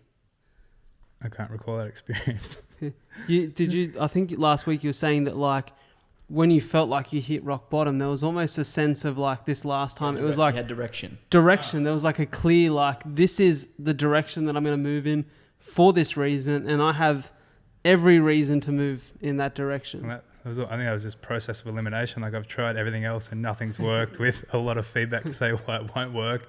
I'm like basically beating my head against a wall. I'm like, all right, I'm probably going to go the other way. Well, I just think it's an interesting topic of conversation. What the podcast I mentioned before, when Russ was speaking with Jay Shetty, Russ was saying his dad's standard for him was perfection, which is similar to what my dad had to me. So that's kind of like my internal compass or guidance is almost perfection for myself.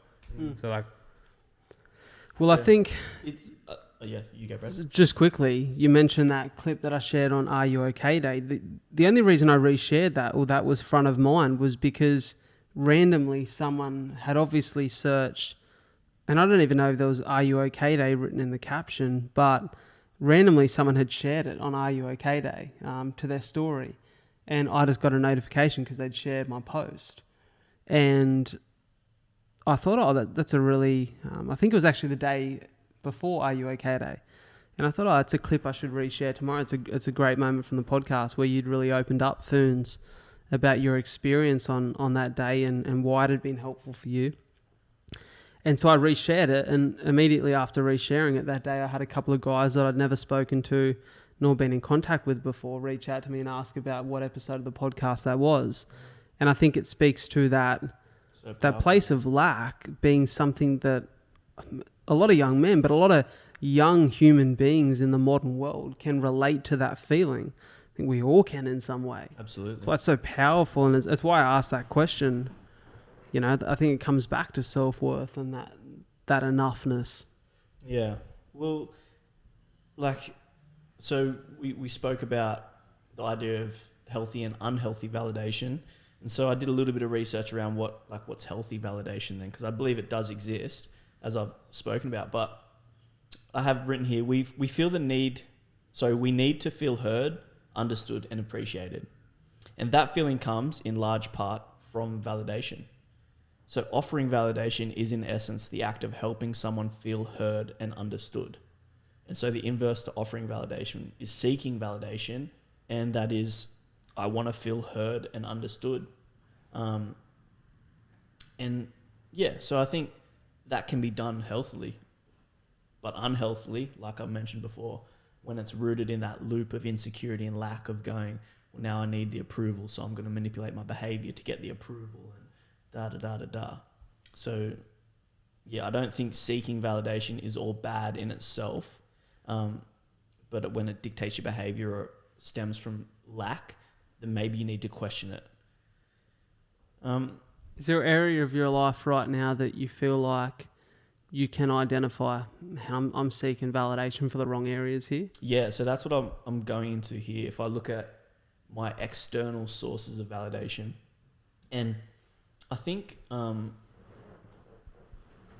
unconsciously I've received a lot of validation through my friendship circles, my family. We've spoken about the amount of love in my home, especially from my love from my mum, so and the amount of love that she has shared.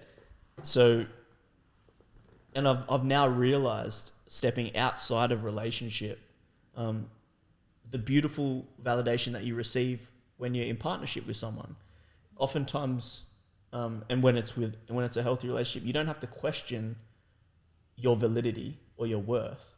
because a partner kind of offers that to you. And you mentioned that before, Brad, where you don't really question much of your worth because objectively you're with your dream girl. So it's like the writing's on the wall. Yeah. So when you are in a relationship, the validation is kind of unconsciously given.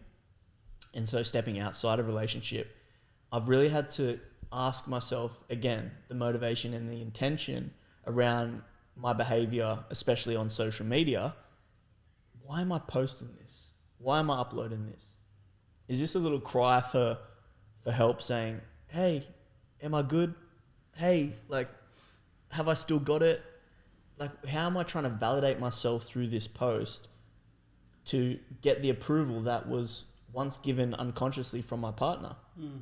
And so I've started to question that. And to be honest with you, I've questioned that from pretty much the moment I started social media. I used to be like quite uncomfortable with the idea of a selfie or taking a photo of myself that wasn't professionally done. And that's why if you look at the majority of my social media, it is from shoots that I've done. Because that to me was like, it's okay, I can put the photo up because it's a professional photo shoot that someone else took of me that wasn't like this obvious cry for approval where I'm seeking validation. But slowly but surely, I've drip fed little shots where I'm feeling myself, or I'm at a cool location that I want to kind of flex to people that you might see on the Instagram story. But I hope that I'm not controlled by the approval that I'm getting. That it's not like, oh my God, wow, and that's something that I need to fill my cup. And I don't think it is. I don't think I'm in a place where now outside of a relationship, I'm just like craving this external validation. I think I'm quite aware of how that could look.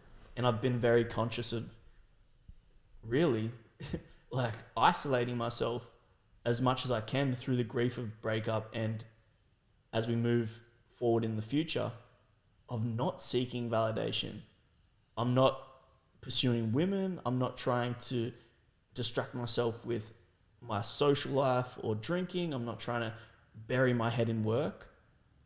All of these ways of, I think, would be the classic ways to seek validation in the position that I'm in now, is like just work really hard and then you'll get more money and that validates that you're doing good.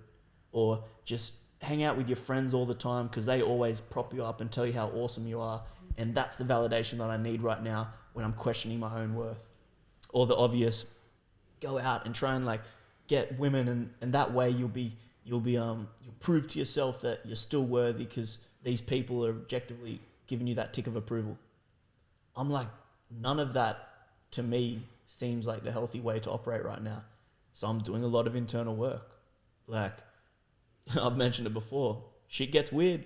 I'll sit cross-legged in my lounge room for an extended period of time and just like ruminate on these questions I'm asking myself, and being like, why am I doing that? What is my intention behind that post? How did I show up today?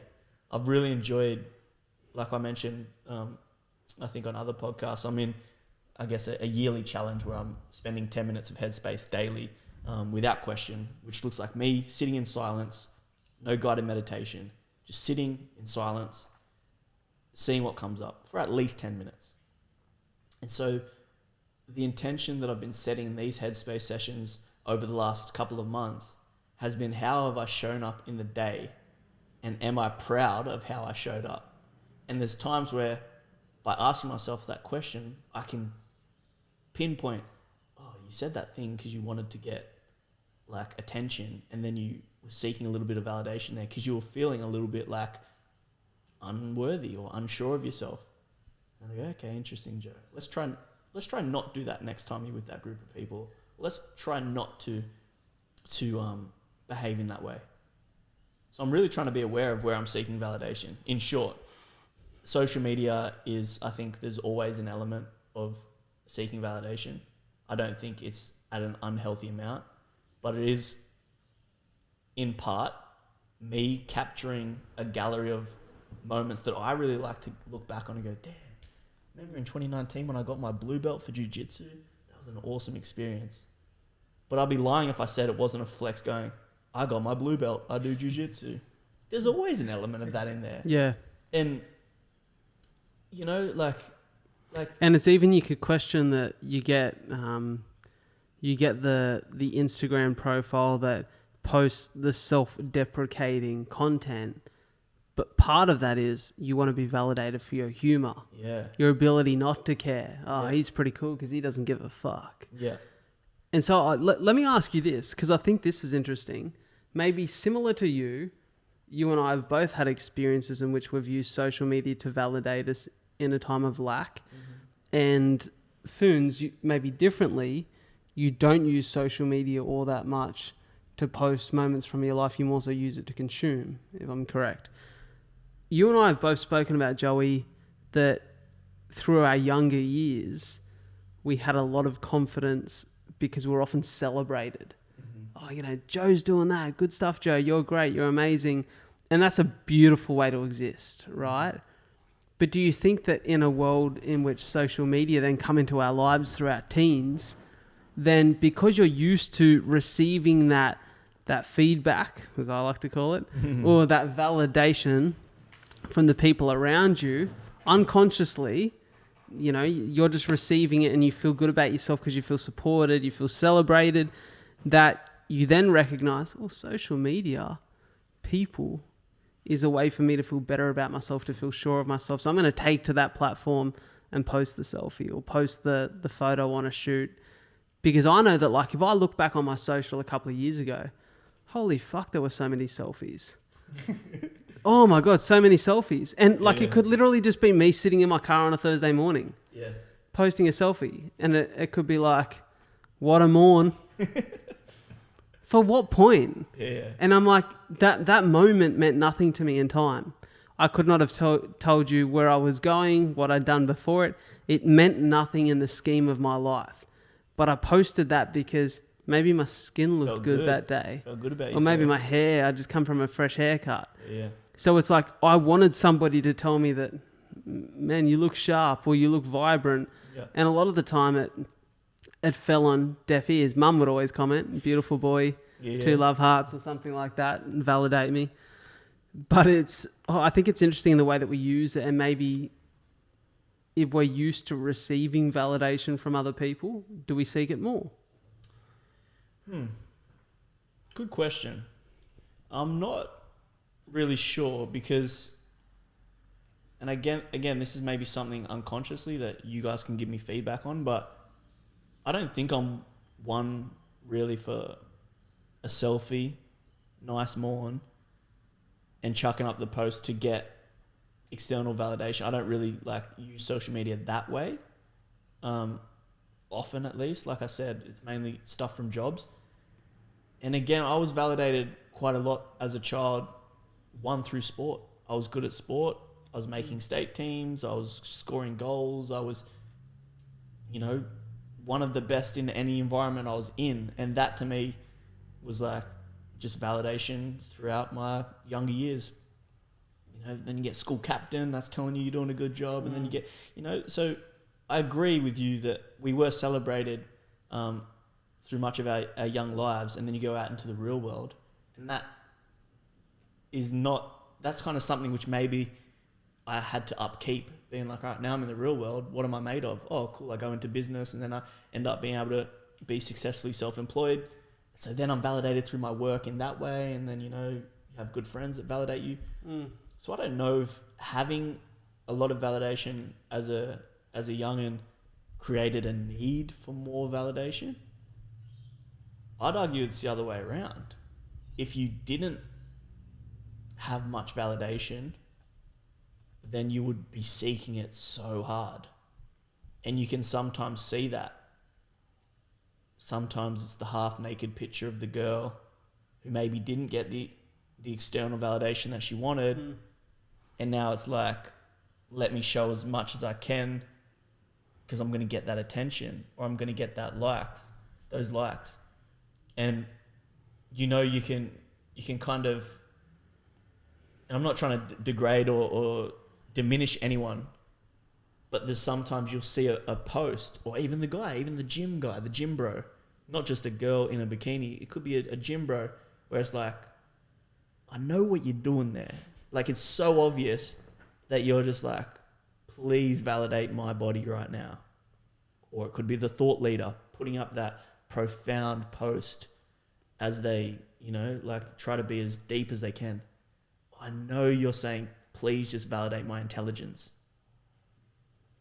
I don't know if it's the person who gets a lot of validation or praise like that. I feel like it's the person who maybe, is lacking in self-worth and didn't get as much validation. That's what I'd argue. Okay. It could definitely go both ways there, I reckon. Well, for me anyway, I think I've always been hyper vigilant of when someone does post, I can just see that they're seeking validation. It kind of put a bad taste in my mouth. Like, I didn't want to ever post like that. Yeah. And then I haven't had enough accolades in my life for I need to post every day. Well, it's interesting that Unless you just own it and be like, this post is because I was feeling good. People are like, yeah, cool. Like, Ignore. Well, I think it's interesting that I think I've heard McConaughey talk about it, that you need to have a little bit of vanity because self-pride's important. Yeah. Like, you can't care so little about the way that you're presenting yourself in the world that you don't do any exercise or eat any good food and that you just eat ice cream and just eat chips. Because firstly, you're not going to feel all that good within yourself. But secondly, there's something to be respected about self-discipline, about, showing up and presenting yourself in a way that is admirable. Mm-hmm. And I think that when you look at somebody who's really fit, as a guy, I don't go to, wish I looked like that. I go to, fuck, fair play, brother. Yeah. Because that's some work. I know, because I put in some work. You know what I mean? I don't have those abs. And those abs have come and gone in my life. But it's like, I respect that. Mm-hmm. And so, I guess there is a place somewhat for it. Because I know that sometimes I see the post and they might be, looking for validation. But personally, I'm like, I'll validate you. Man, I'll validate you because I respect it. Yeah. I respect it. Yeah. And I think maybe we're not that good at, as guys, we aren't, I'd say we're not as consistent with giving other men validation. Man, you look at, on social media, you go to a girl, post an Instagram photo of, her out with her girlies for the night and she's got a new dress on. And every one of those girls seems to know that it's a new dress. They're saying, you go, girly, yes, queen. Yeah. Like, the hype squad is there and they are there for every post. But then you get a little bit too conditioned for it. And you put that post up that, that seems to fall on the Thursday evening that no one's on Instagram. Uh-oh. And you're thinking, should I take this down? Like, is this not good enough? How's that thought? And that's what I think, that's what I meant before, that conditioning. Like, does that conditioning mean, and maybe I framed it wrong from childhood, because I'm very grateful for all the love I got in childhood. And I might just butcher the answer to your question. No, maybe I didn't frame it right. And I think it's quite possible that I didn't frame it right, because I think about when I'm around my family, I don't need validation at all. Like, I know where I stand. I'm loved, I'm respected. But I think when you get used to something, it's like, when it's not there, you're like, oh, has something changed? Am I not good enough anymore? Yeah, do I need to step my game up?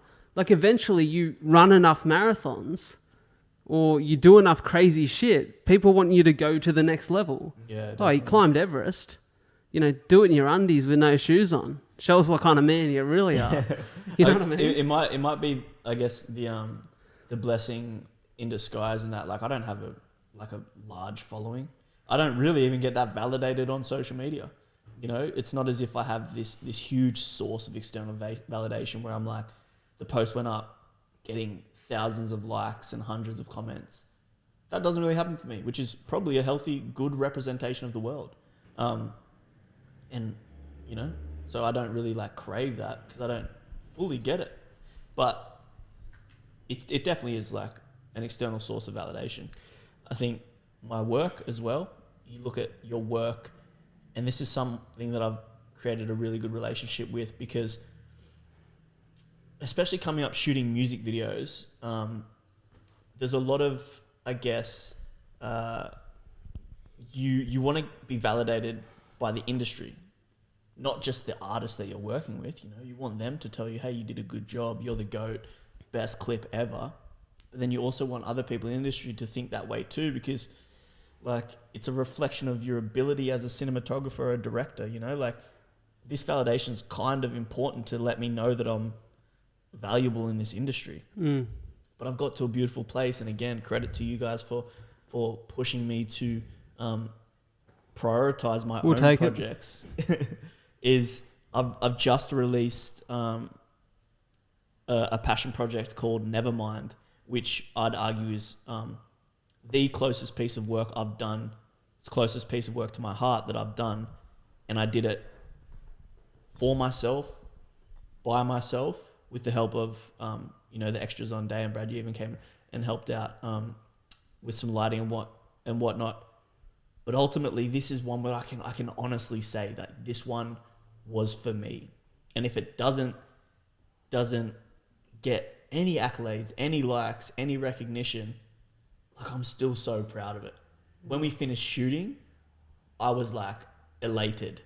I hadn't even edited it. Hadn't even posted it. There's no validation existed. It was just a hard-ass day of me running around with a camera and trying to fix everything and get the shots that I had in my head and blah, blah, blah, blah, blah.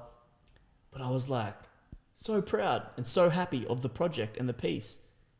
And that's internal validation. That's me going, you did something in line with your values today. Yeah. You proved to yourself that you had a vision, you had a feeling, you wanted to send a message and tell a story. And you showed up for yourself. And you did that. And you did it how you wanted to do it. Good job, Joe. You're worthy. And that's, I guess, will segue me into my internal sources of validation. If you look at exercise and fitness, that's become an internal source of validation for myself. Those days where I don't want to work out, but I still work out. That I don't want to do a hard sparring session, but I still give my all. Regardless of the result, which would generally be the thing which validates you, like, did I do good? Did I win?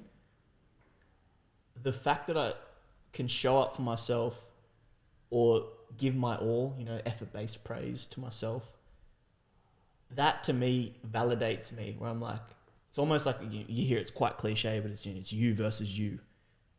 And the idea of peace, again, we've spoken about it, but laying down at night and going, did you not show up for yourself today, Joe?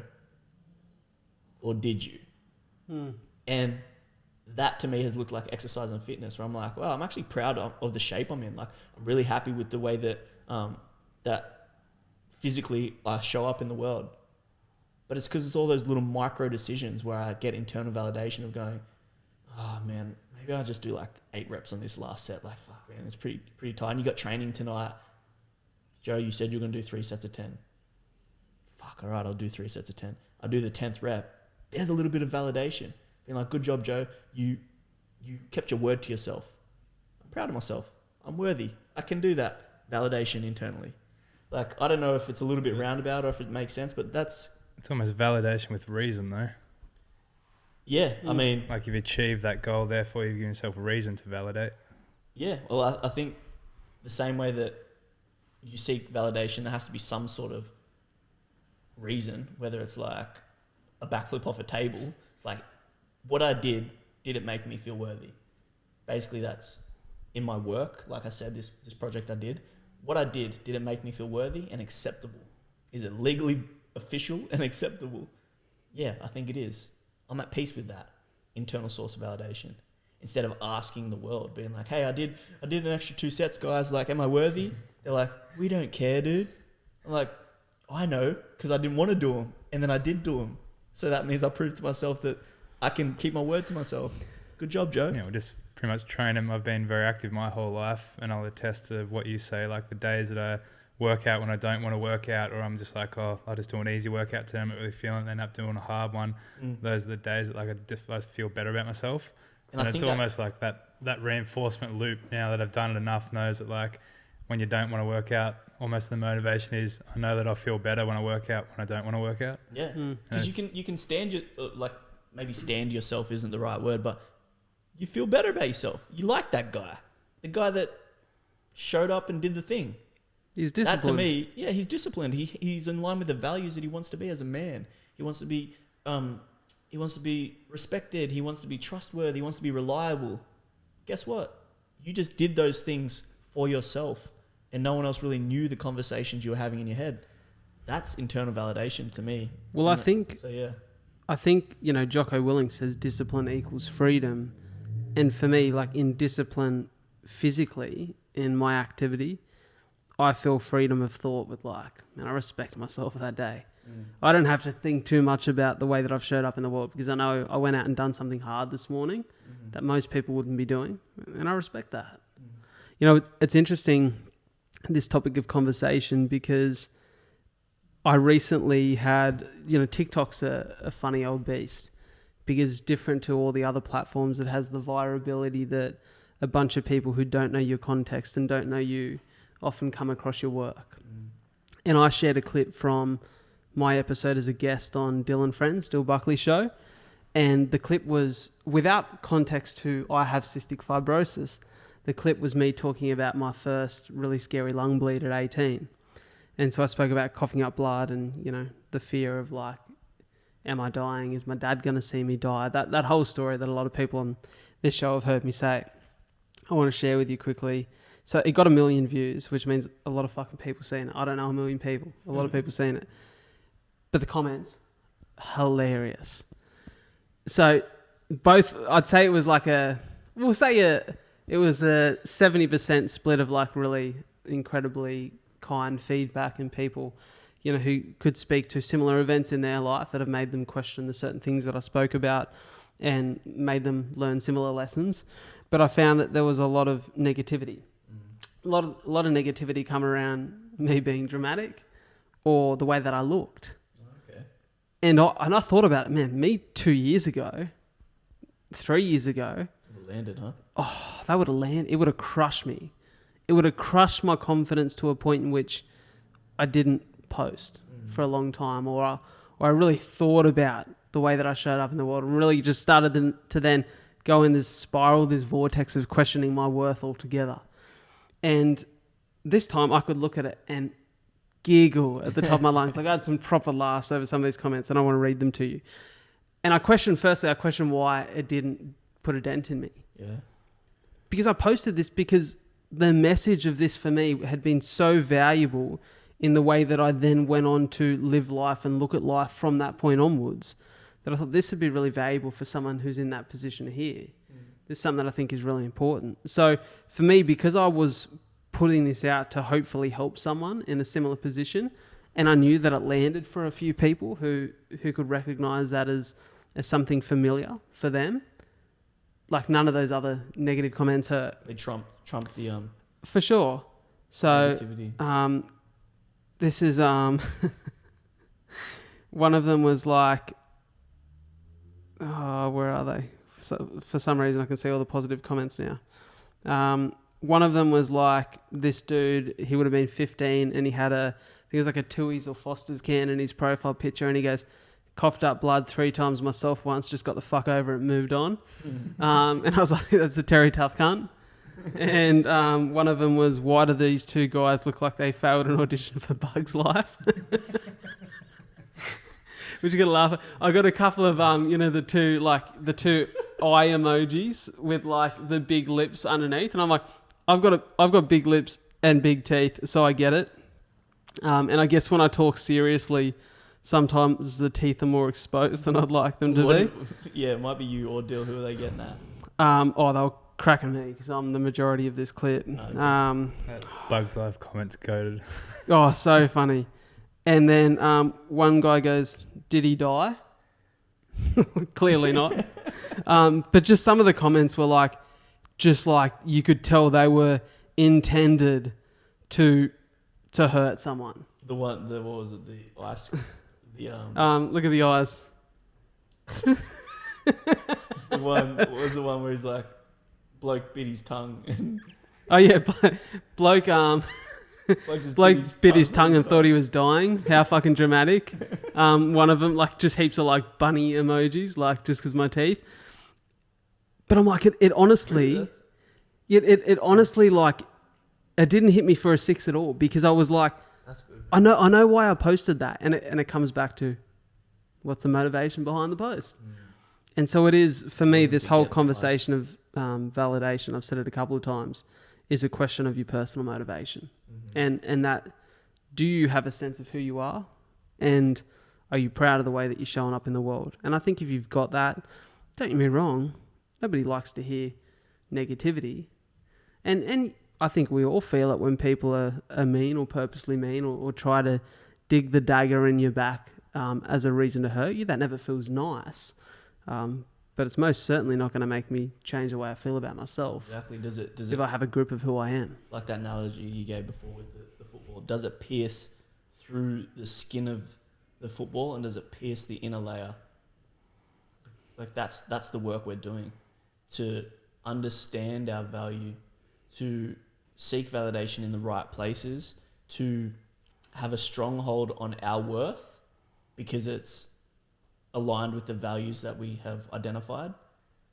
And really the rest makes it hard to land. Like it's hard to pierce through that, I guess, that way of being. You know, you can't get me with your negativity if I've done the work to know that I am valuable, that I am worthy, that I am approved. Yeah, I really think maybe in a way to close up, that's the work we're doing. 100%. Any final words from you boys? That felt like a beautiful, natural conclusion, didn't it? Just I the don't way usually you do that, do I? No, you don't, but I usually like wind it. us out. I like it. No, I think, very interesting topic. Poses some more questions for us. But I don't mind the idea of diving into things once, twice, 3 times to really, really flesh it out. So, validation. I think I could dive into this in another 6 months or whenever it is, because as I said, I think I've asked myself more questions than I've got answers to at the moment. I think I'm on on the right track, but in terms of like my North Star for my own internal validation, I don't have the answer for that yet, but I think time will tell. Yep. Well, I think the takeaway for me I think we've maybe had 7 of these 3 Mates episodes now. Is that all?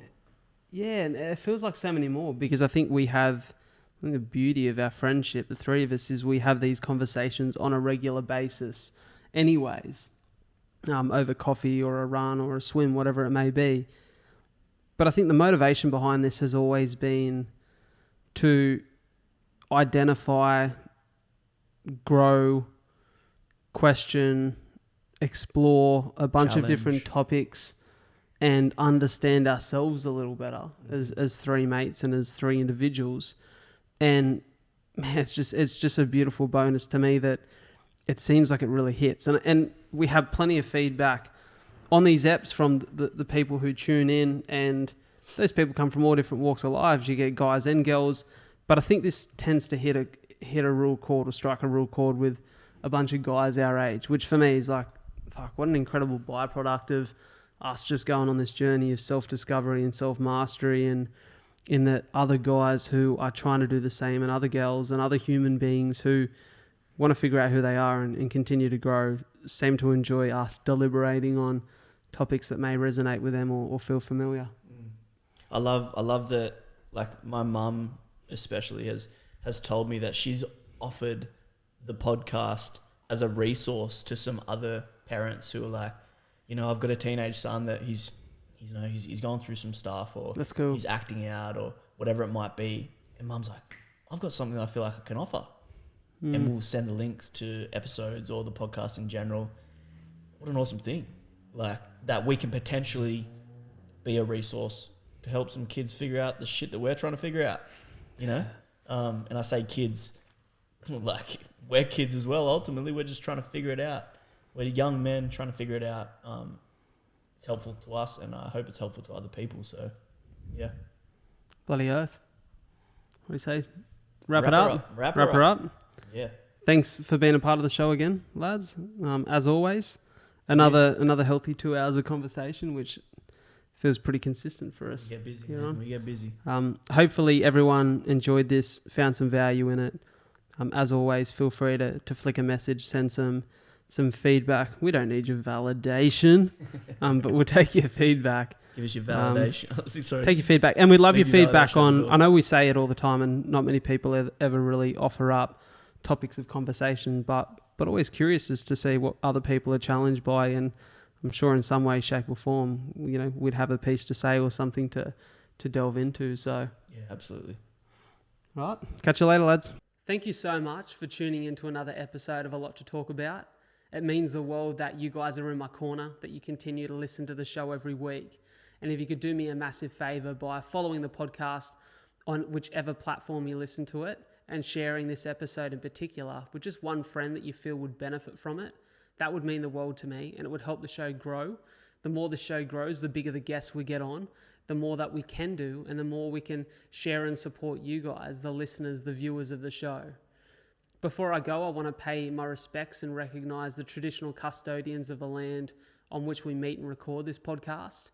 The Aboriginal culture has such a rich history in storytelling, and as a passionate storyteller, I really hope that the stories we share and connect with on the show can allow the many cultures that now call this beautiful land Australia their home to come together and continue to respect the stories and the culture that make this the land it is today. Thank you so much for tuning into A Lot to Talk About. I'll catch you next week.